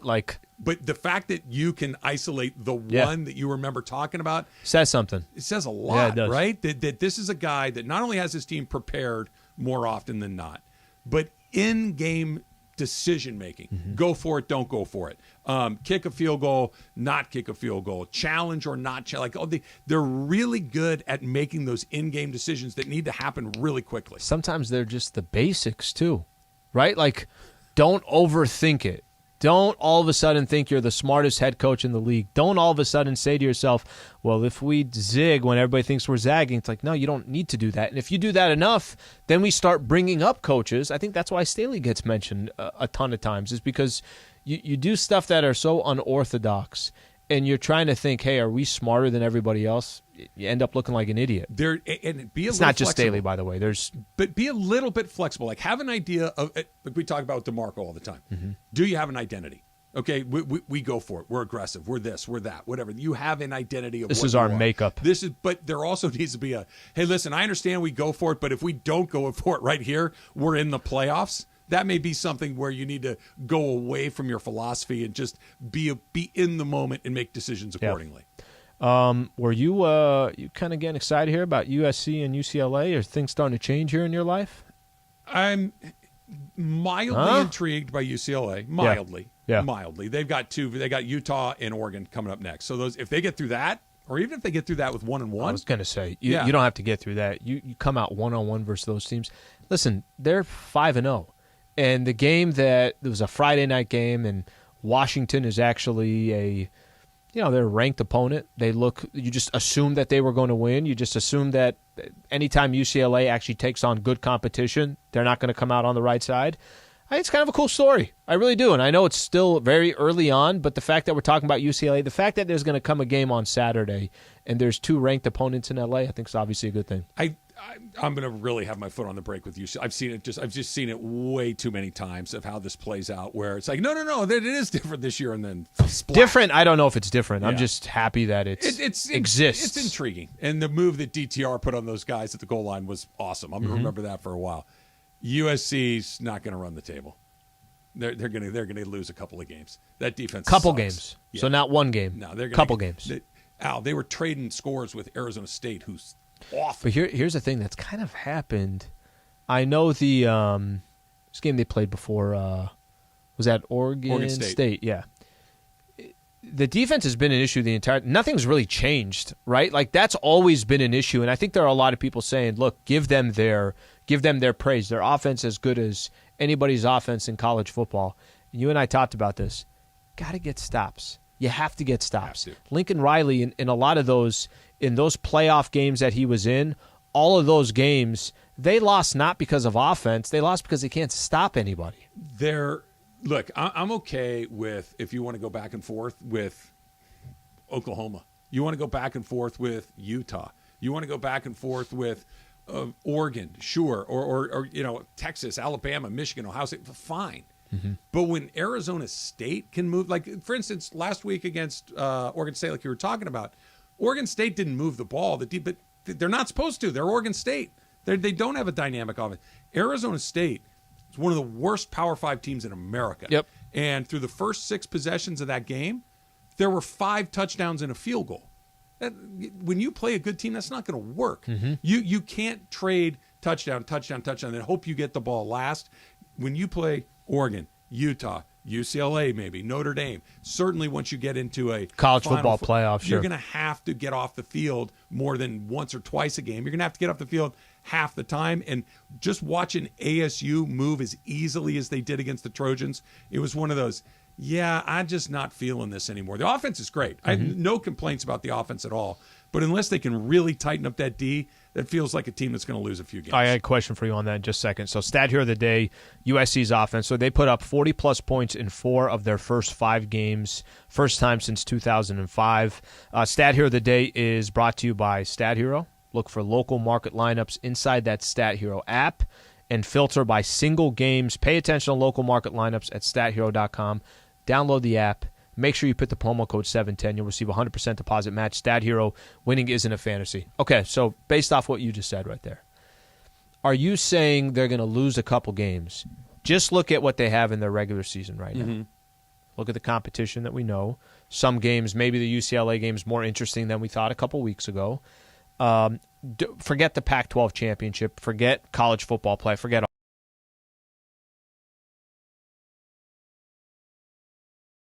Washington State next. And Washington State's not great, but they're not terrible. Mm-hmm. They're not a terrible team. We saw them going to Wisconsin. Wisconsin fired their coach over the weekend, so maybe not a perfect example. But Wisconsin is a real football program. They beat them. They should have beaten Oregon. Oregon wiggled off the hook at the last possible second. I know that the game's down here, but it just you can't give up a lot of points every week. Hey, that philosophy and is not have it bite you in the ass at some point. That's not a recipe for success of giving up a lot of points, but this is what they have left. So Washington State, you mentioned. The Utah game, look, they lose against Utah. I think I'd be more surprised. Not more surprised, but if they won at Utah, damn, that's a great win. That's a fantastic win. After that, at Arizona, home versus Cal, home versus Colorado, at UCLA, home versus Notre Dame. So out of all those games, really the one that you could say could be a threat is the at UCLA game. There's 4. I think there's 4 games in there that are possible losses. It's Washington State, it's Utah, it's Notre Dame, it's UCLA. I think all the Cal and Arizona and Colorado are lousy, so I don't think that's likely. But those other 4 games, it's not when you play defense like that. Mm-hmm. Not when a team like and I don't Arizona know if it's going to State change. Can move the ball. And I don't know if that's going to change. It would be better already, wouldn't it? Right? From where they started against the Rices of the world to where they are right now, you'd like to see some incremental improvement. I know they get some turnovers occasionally, but Arizona, the big reason was, Al, it had nothing to. It was Arizona State's bad. That's not a good team. They were 26-point favorites. Yeah, and they won by 17. Mm-hmm. Now, again, the spread, when it's that big, you get late touchdowns and all that stuff, just did not feel right listen, at all. I don't disagree with that defense is going to come up and catch up with you. Just that schedule is not intimidating to where. But that's the way it goes, right? Mm-hmm. Look, Alabama had a close call. We saw Missouri nearly beat Georgia this weekend. Yep. You get those conference games, you get some weird results along the way. Monday Night Football coming up, pregame show, the Buffalo Wild Wings countdown to kickoff at 3:15. Of course, the Lakers at 6 o'clock. That's on 11:10. Slee's pregame show right there. Starting lineups. Doesn't matter. I say yes. What do you say, Slee? It's coming up next. It's Trav and Slee, 7:10.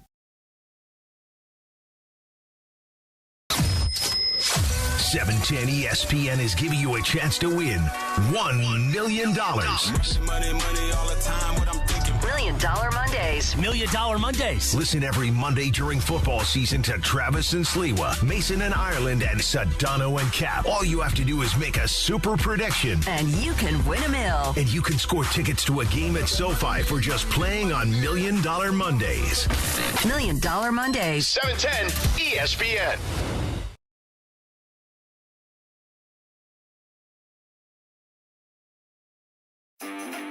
Hey, Rams fans, Travis Rogers here. You have got to get the new ESPNLA app. In fact, let's go down to the locker room and get a little help. What's up, Rams fans? This is Matthew Stafford. React to the Rams on the new ESPNLA app. This is Cooper Kupp of the Los Angeles Rams.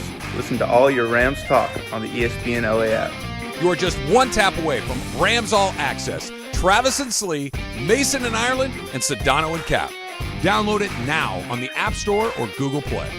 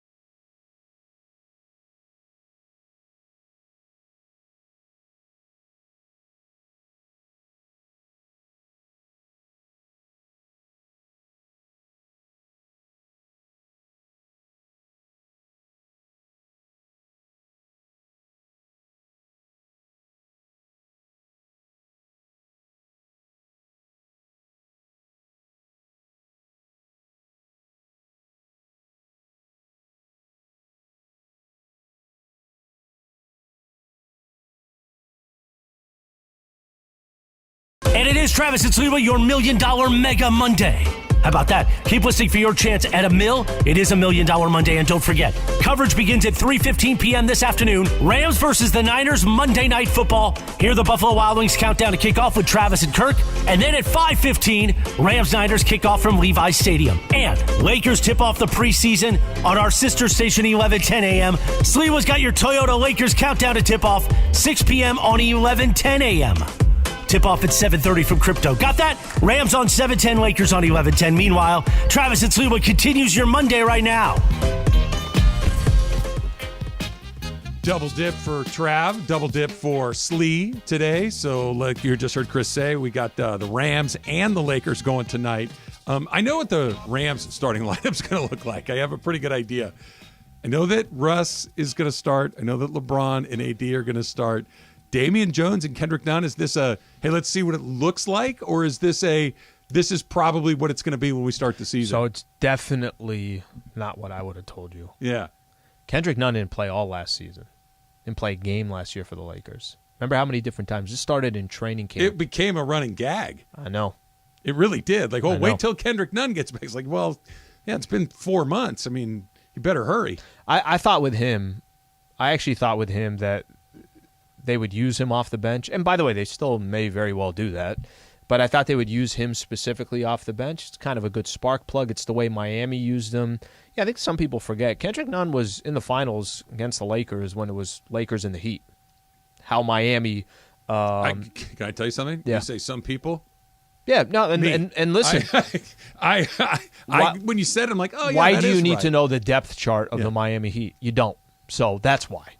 But first of all, the depth chart of the Miami Heat includes Gabe Vincent, who's a gaucho. So let's not just blow past all of the Miami Heat depth chart. Did Tyler Hero just get $130 million? Yeah. Did I miss something Gabe there? Vincent love? No, love. But we were going depth chart, and I'm like, I saw this yesterday with Tyler Hero. Gabe Vincent got $130 million. He did? Like, can he build actually locker pretty rooms? good for them. Can he build locker rooms at the baseball stadium? He's pretty good for them. He's been very good. If you get on a Spoelstra, Pat Riley team, he plays hard, and you come out of nowhere, he plays hard. Damn right, you play hard. He plays hard, and when you come from UCSB basketball program, it's not Duke, it's not Ohio State. You're gonna have to. You better play hard. Mm-hmm. He's been good for him. So I'm a little surprised on the Kendrick Nunn stuff. The Patrick Beverley not being in the starting lineup is a surprise to me. And I think by the time the regular season starts, I think he will be in the starting lineup. You don't think they want to use him as somebody that comes in with just that edge, that energy, that spark, whatever it is, come off the bench and like, okay, he's in, and there's that little crackle? So here's the problem, and maybe the one thing that's always overblown with starting lineups in the NBA, it's really how many minutes are you playing and who closes out a game. Of course. Ginobili didn't start. Lamar Odom didn't start. There's plenty of great players didn't start. That played starter minutes, but they didn't actually start. Yeah. So it's always blown out of proportion. But the Patrick Beverley thing is, if you want to be a team that's, hey, we're a defensive team. You're not getting minutes unless you play defense. Doesn't that define who Patrick Beverley is? Doesn't that put Patrick Beverley in the starting lineup? Okay, if you put him in, who comes out?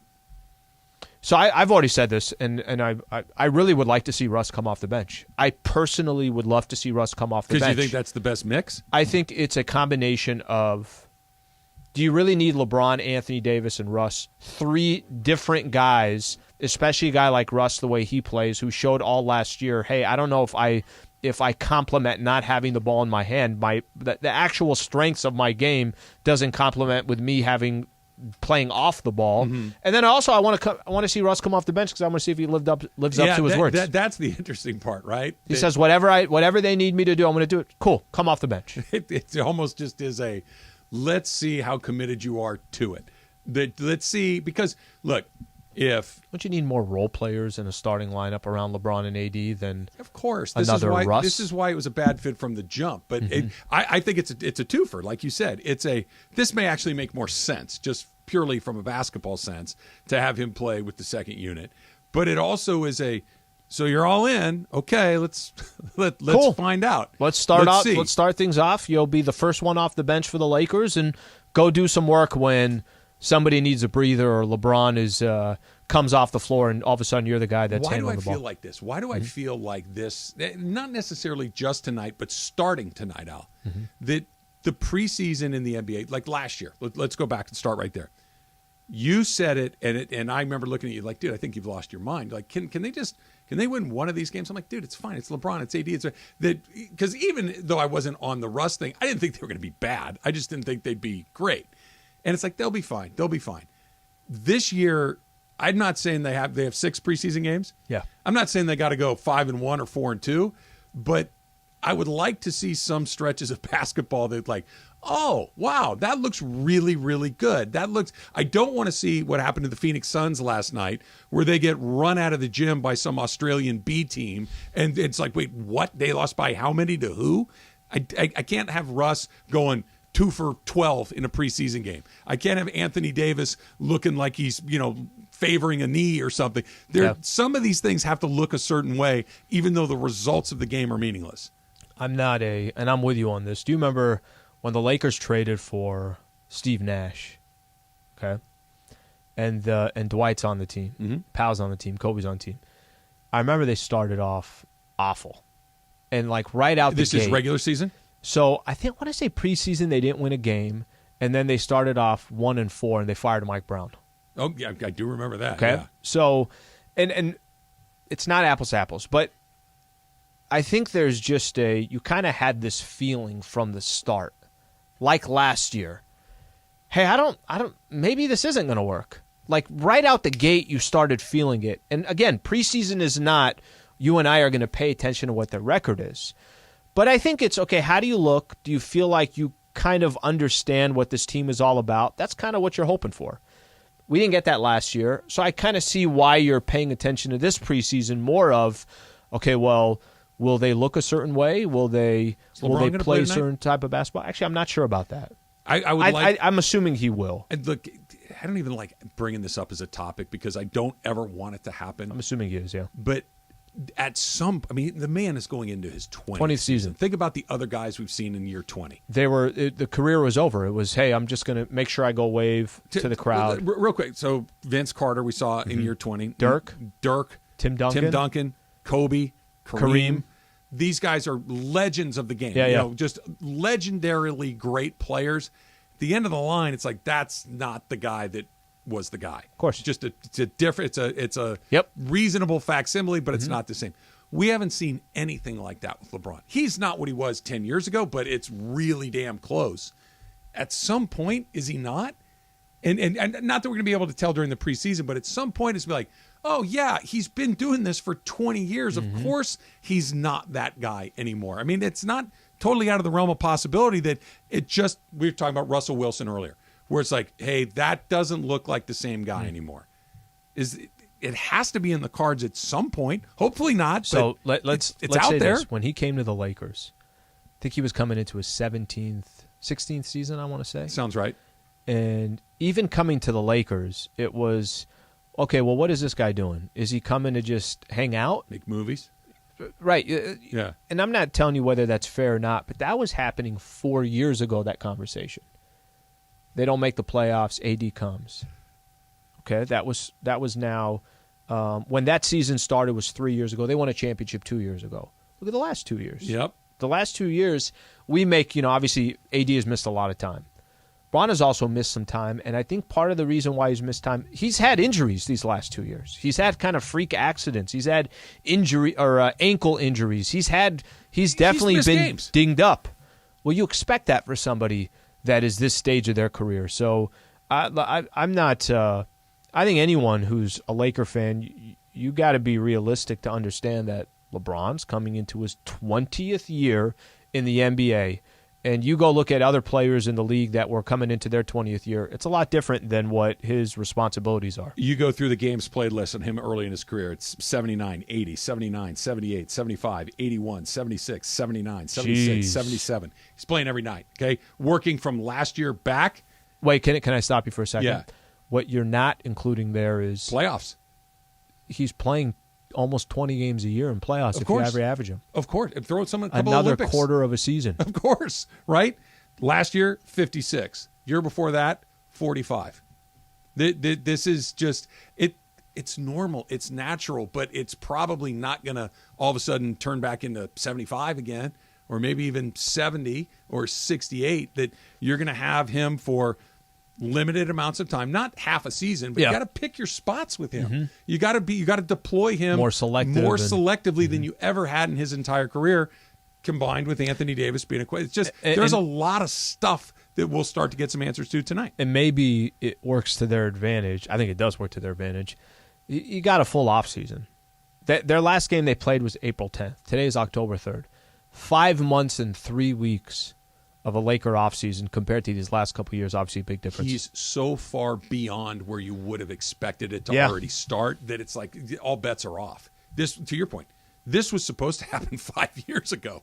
That when you're in year 15. Or the chatter started, right? Like, hey, how much longer is he going to be the best player in the league? Maybe here we are. He won the scoring title last year.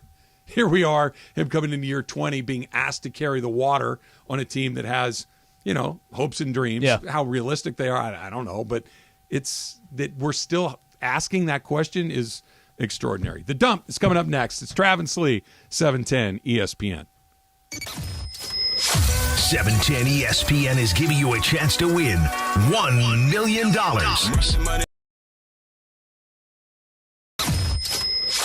710 ESPN is giving you a chance to win $1 million. $1 Million Mondays. $1 Million Mondays. Listen every Monday during football season to Travis and Sliwa, Mason and Ireland, and Sedano and Cap. All you have to do is make a super prediction. And you can win $1 million. And you can score tickets to a game at SoFi for just playing on $1 Million Mondays. $1 Million Mondays. 710 ESPN.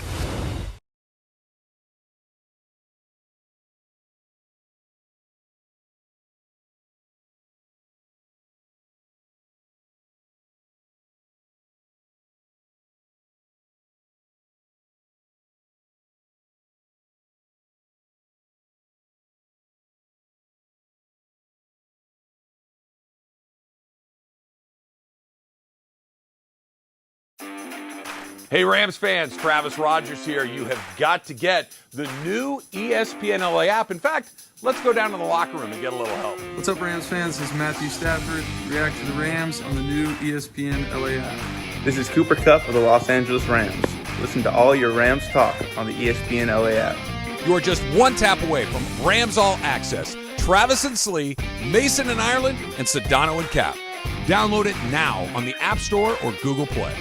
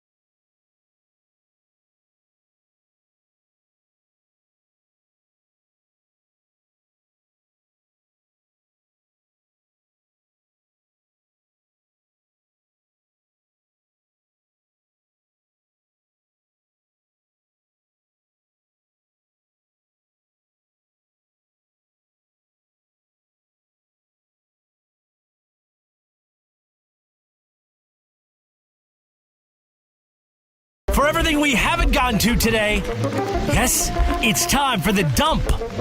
So I want to start right here, Slee, because it's something that I don't know if you've ever seen it. It's been a long time since I've seen it. The Pittsburgh Steelers might be bad. Yeah. Like Mike Tomlin has never been under 500 in his entire. He's been there forever. And the Steelers, Chuck Noll, and then of course Bill Cowher, Mike Tomlin, they're always pretty good, and they may stink. They're 0-7 without T.J. Watt, who tore his pectoral muscle. He's out for a while. They already benched their starting quarterback, Trubisky. Kenny Pickett's in. We may get to see our first bad Steelers season in like 20 years. Don't remind me. So both of those, there's a few franchises, especially in the NFL, where you just, oh, no, they're going to be good. No, they're going to figure it out. Pittsburgh's one of them. Baltimore's another one for me. Patriots are obviously one of them. I guess most of these lying in the AFC. You're right. They are on the bottom. But, yeah, that's one of those. It takes a second. Even right now when you're saying they're bad, I'm sure Mike Tomlin is putting together some type of practice where he's going to challenge all these dudes, and they're going to probably find a way to win some games that they're not supposed to win. You're right. I mean, They'll be frisky. I'm They not. never count 'em out. I'm not a. I think franchises, especially coaches and good ownership, no question, they'll find a way to hang around. They'll find a way to potentially be in the mix. I'd be surprised if our chat is so limited on them. Who did they beat in their opener, Emily? The Bengals, Okay. and that was a great game. And that's all I need. They won like a that field game. goal. Yeah, It was a weird. There were bad snaps. They and played terribly. They should be winless, right? They should be them and the Texans should be the only teams. But you're right. I think that they'll end up winning 4 or 5 games that and they should probably probably shouldn't win win 1 or 2. Yeah, they stink for the first time in a long time. Speaking of the Watts, did you see that J.J. Watt had some sort of cardiac procedure late last week? Still played yesterday. Had some irregular heart thing going on, and then I got it knocked out during the week, and I'm going to play on Sunday. The Watts are wired differently than you and me. What the hell? Did you see that story? No, I didn't see it. Yeah, Emily, did you see that? Yeah, I briefly saw it. Yeah. That we're gonna if you told me, hey, we're gonna do something on your heart, bye, I'm done. Okay, there was in his bathroom that did something to him. There was a dude I saw highlighted this. I think it was on Twitter or something like that. Shoulder gets popped out during a UFC match, and his trainer is just trying to pop it back. Okay, and then ends up like just lethal kind of weapon. And then ends up just kind of like moving his shoulder, like, okay, hey, I think I'm good. There's also like the Kentucky quarterback who had to come out of the game because his finger was dislodged, and then they just like put it back in. I know that happens a lot in football, but it's disgusting. Okay, there's the famous one of Kobe, getting his finger completely. It's dislocated. It's dislocated, and there's Gary Vitti, right, and just pops it back and kind of puts his hand like on the back of his head, and Kobe just no facial expression, walks right back out on the floor. Yeah, he's different than normal people. Like because I've seen that happen before, and it's incredibly painful. Now it's back in, you're good to go, but no, you can have that. Speaking of NFL injuries, Dolphins head coach Mike McDaniel announced that Tua will be out this week against the New York Jets, that he is still in concussion protocol. And I'm not trying to do a joke here, I would not be surprised if we didn't see Tua for a very, very long time. Nor should we. That those 2 concussions in a 4-day window was so scary, Al, and seeing what happened to him on the field was so scary that I know they want to get him back to 100%, and then wait, and then wait, and then wait some more, and then wait some more on top of that, because the idea of that dude walking back out there and getting hit in the head again is just it makes me queasy to even think about it. So the dude the consultant involved in evaluating Dolphins player, I think he was fired over the weekend or something along those lines. So let's put it the way you just described it. As somebody that's just a fan of the game, by the way, Tua had a great start to the season. Miami playing some good football. You think of the Ravens game where they come back, he throws for 6 touchdowns. He's an exciting player if he gets out of the pocket. You want to see that dude play, and I'm like, no, I'm good. Yeah, I hope he doesn't come back for a little bit. I hope that, like you mentioned it, the thing that always sticks, the 4-day span that you said, I'm like, what do you mean 4 days? They played in NFL, and you just forget sometimes, right? Like a Sunday, if you're playing on Thursday night, it means you played 4 days ago, right? 4 days. There's NBA games that are played once every 4 days. It happens sometimes in the schedule. That's not supposed to happen in the NFL. And the fact that he's basically going down twice in that span, where they're pretending he had a back injury and not a concussion when the dude stood up and fell down again, is just... What's a worse look for the league? That he never comes back, or that he does? Wait, say... Like, for instance... Give me a timetable. Like, I'm saying he never comes back. I'm done. I'm permanently altered because of what happened to me. I can't play. Or he comes back at some point this season, he goes out there and he gets hit again. You know what I mean? Like, they're I think both it would be terrible scenarios. Probably that he doesn't come back. Right? Because what you can't control when he does come back is that he's gone through every protocol, and if it's in a few weeks or something, a month or something like that, you could control that. If he doesn't come back, that's a completely different story. The Ghost Pepper Whopper will be on the menu at select Burger King locations on October 10th before a nationwide rollout starting on October 13th. Why do I have a feeling you're not going to be going to get the Ghost Pepper Whopper anytime soon? Emily, correct me. Is it the Ghost Pepper? It's a Ghost Pepper hamburger? So the featers are, it's a spicy queso, crispy jalapenos, bacon, but like the Ghost Pepper is the cheese. So it's like essentially like a pepper jack cheese, but instead of pepper whatever, it's going to be Ghost Pepper. No. I'm still. Are you out of the whole hot sandwich, spicy? Mm-hmm. You out of that whole game? Pretty much. Taylor?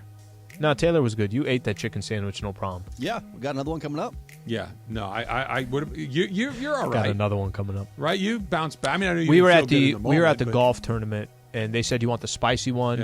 Yeah. And I went with the spicy one. I'm okay with it. I don't got a problem. It's not the spicy. It's that whole. The post game. It's that no. It's not even that. It's that whole lane. It's PTSD. I have spice PTSD. That just the idea of eating something like that is no. I'll take your word for it. More Ghost Pepper Whoppers. Maybe for you. Maybe go try one of those. Colorado sacked their head coach, Carl Durrell, former UCLA head coach. Yeah. He's out. They lost 43-20 against Arizona, as I mentioned earlier. That was their closest Close game of the season. They lost by 23 points to Arizona.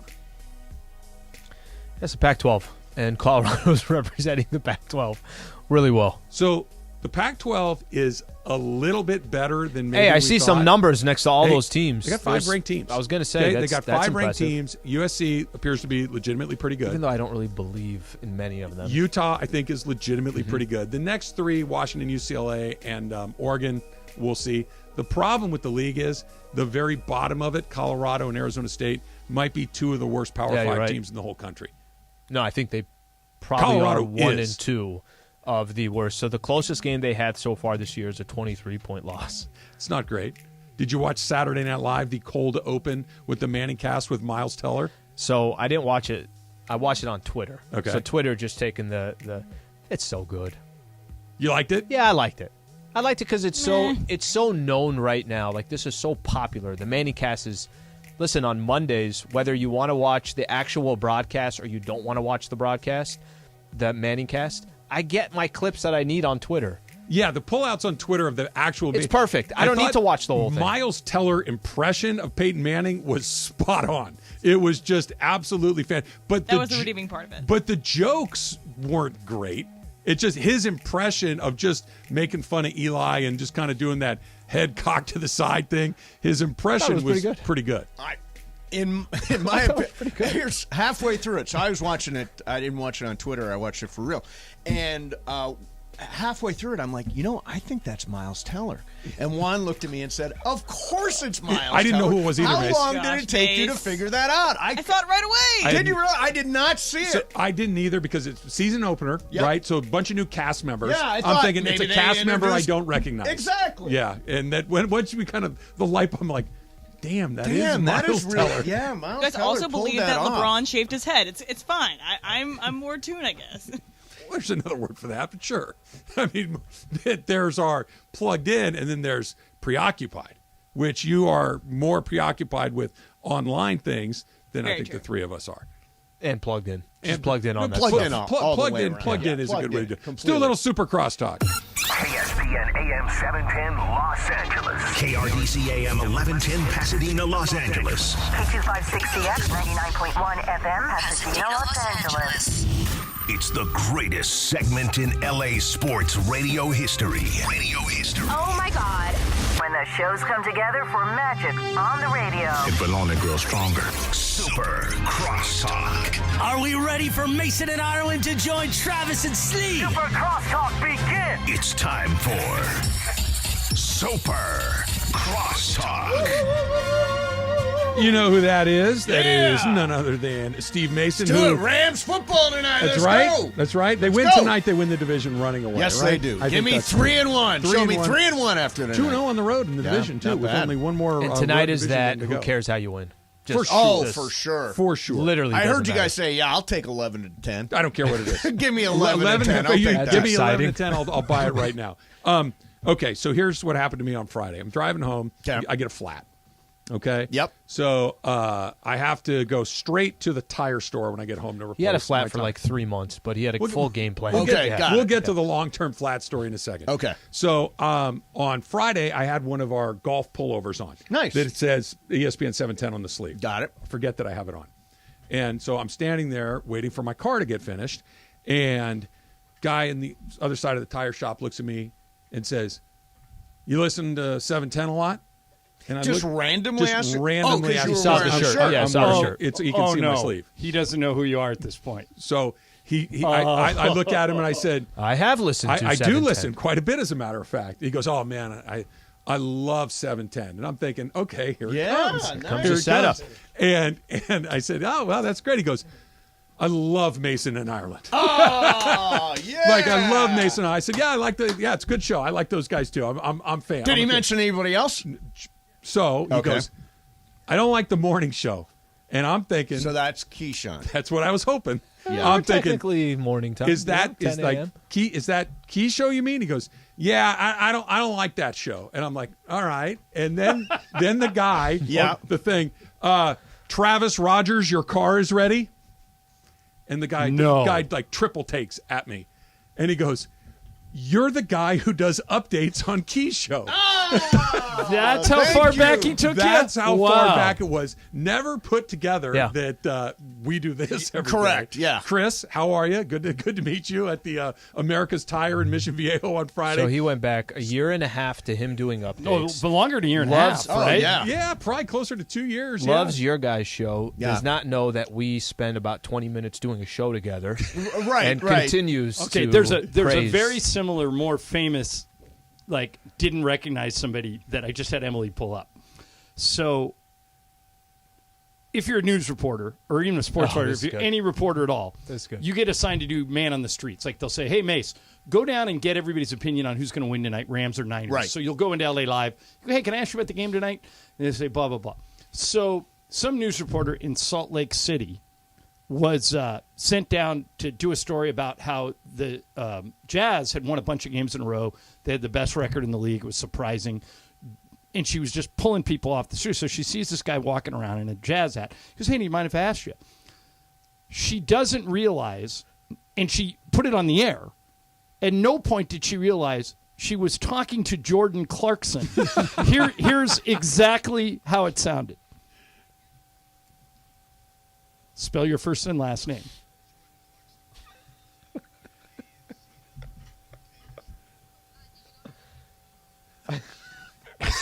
Did you go to any Jazz games? There you go. A lot. Yeah, I'm there a lot.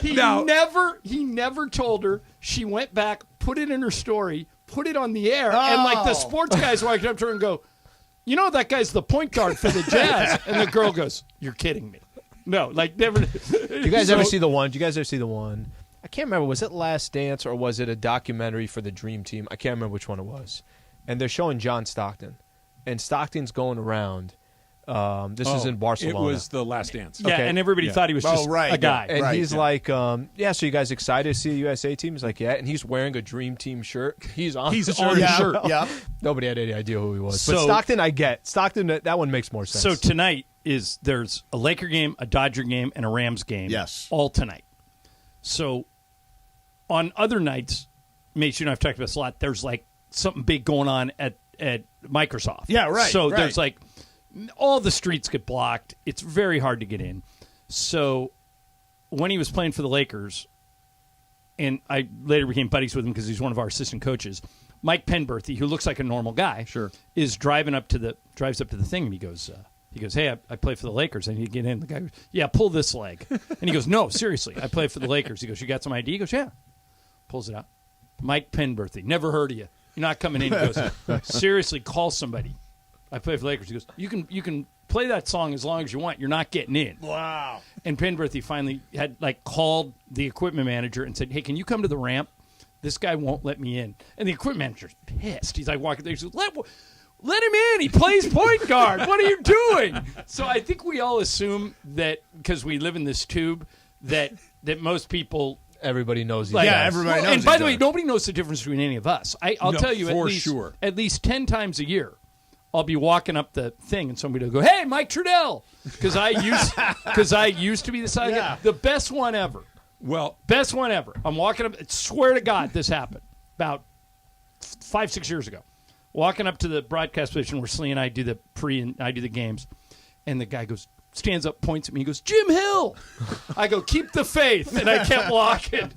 I told Jim that he'd laugh for a week. Jim Hill is Jim that's Hill the is best one. much older and black, but thank you for watching. Yep. So Saturday night after the USC game, I went out there on Saturday for the game, and I always take the Metro there and take an Uber home. Okay. So I get in the Uber. First of all, you put comfort in for the Uber, and I got lucky because I got a Tesla, and I think it's really cool to ride around in a Tesla. So I said to the guy, could you put on the USC post-game show? Okay. And he goes, yeah, and he puts it on, and it's ESPNLA. Okay. He puts us on. And he says, "Oh, that's not the post game. Put it on 790." So, and I said, "Do you listen to ESPNLA?" And he said, "Yeah, I listen all day. I love the morning show. I love Travis. I love he knew everybody." And you know what I did?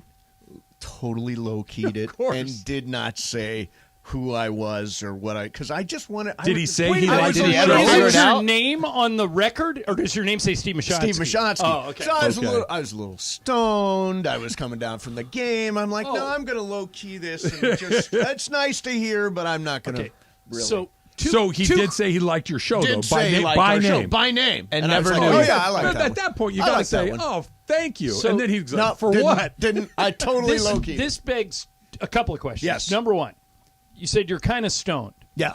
You got stoned at the game? On my way out of the game.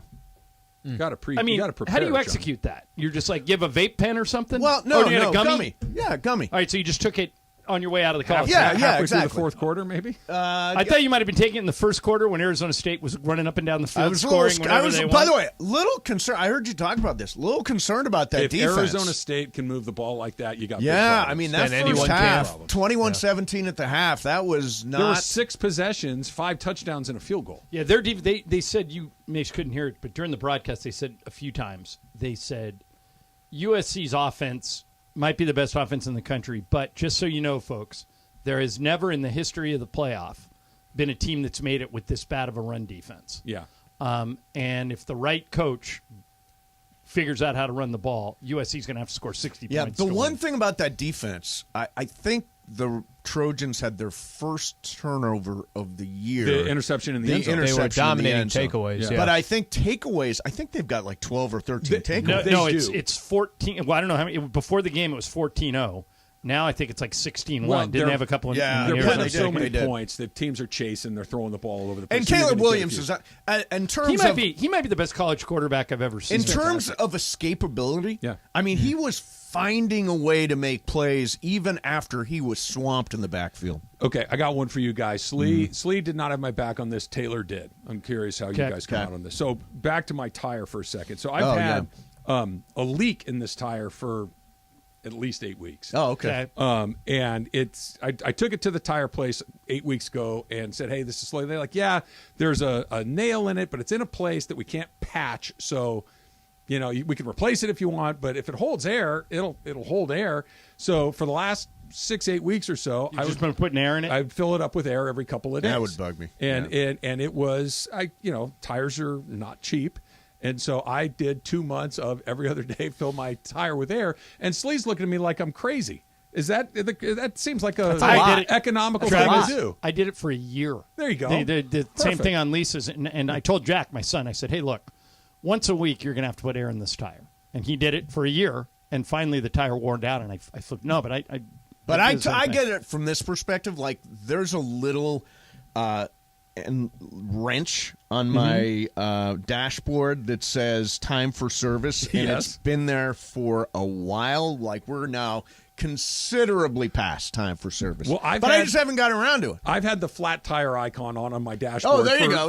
For 2+ months, and that worries me that the tire's just gonna go out. Like it's gonna pop. It would hold air for a couple of days. Slee, I saved myself. I love that. $300. When it finally went out, back he had 3 different times that he had to actually. All right. fill So it the in. other question, mates, that lends myself to this is: so we all everybody at the station pretty much double dips, has 2 jobs, except Mace. Right. But you are the biggest Rams fan here. Yes. So, like, Sliwa and I are going to go work. Right. Trav's got to go work. Yes. You are heavily invested in this game. Yes. Will you get stoned during this game? No, I will not. I didn't think you would. I will not. Why? I need to be completely locked in. What if and it starts focused. poorly? If we get to halftime and it's ugly, then probably I'll gummy up. But no, I like to be locked in and focused for a football game. Sometimes, doesn't it make you focus more?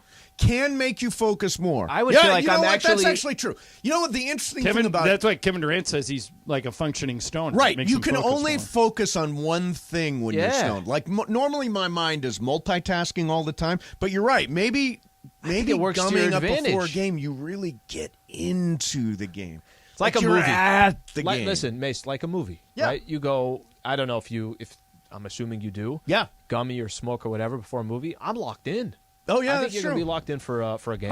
It has the exact opposite effect on me. Really? Knocks you to sleep? It makes me very, very sleepy. Yeah. And it makes me think about 10 billion different things. You should do it too. Because my normal brain is actually kind of on task. Like, I don't have a million thoughts racing through my head like right now. But when I do that, it's like you should have one before the show starts with Kirk.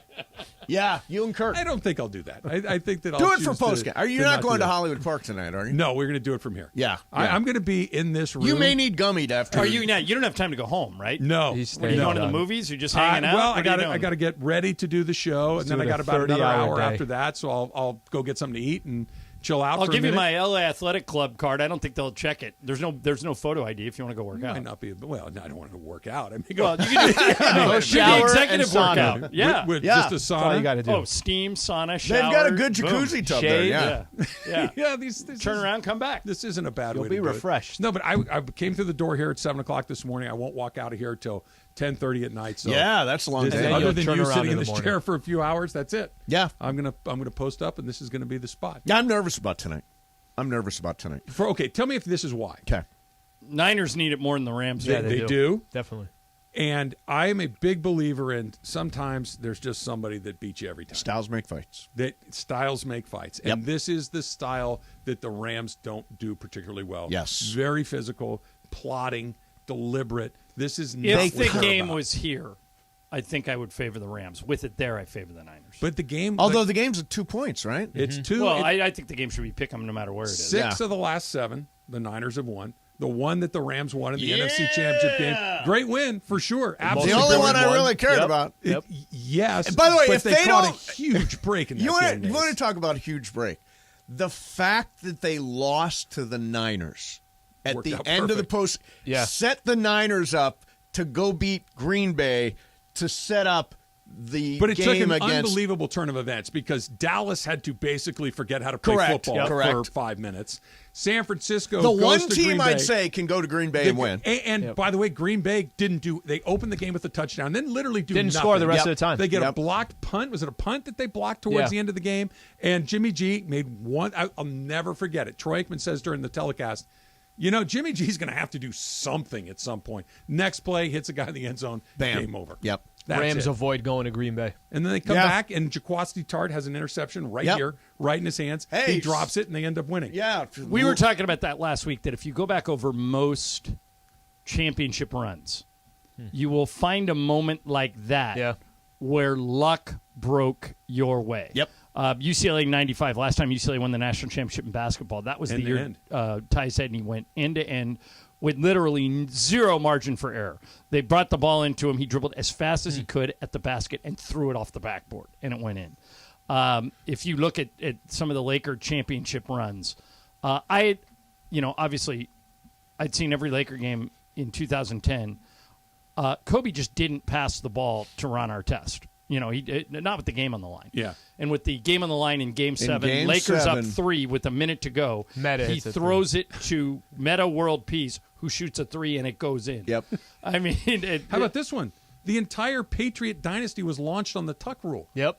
The entire thing turned on this started there. esoteric ruling. The correct ruling. The correct ruling, Thank but you. a ruling that almost never Rule was has been enforced. changed now. It's been if that gets called the way it's supposed to.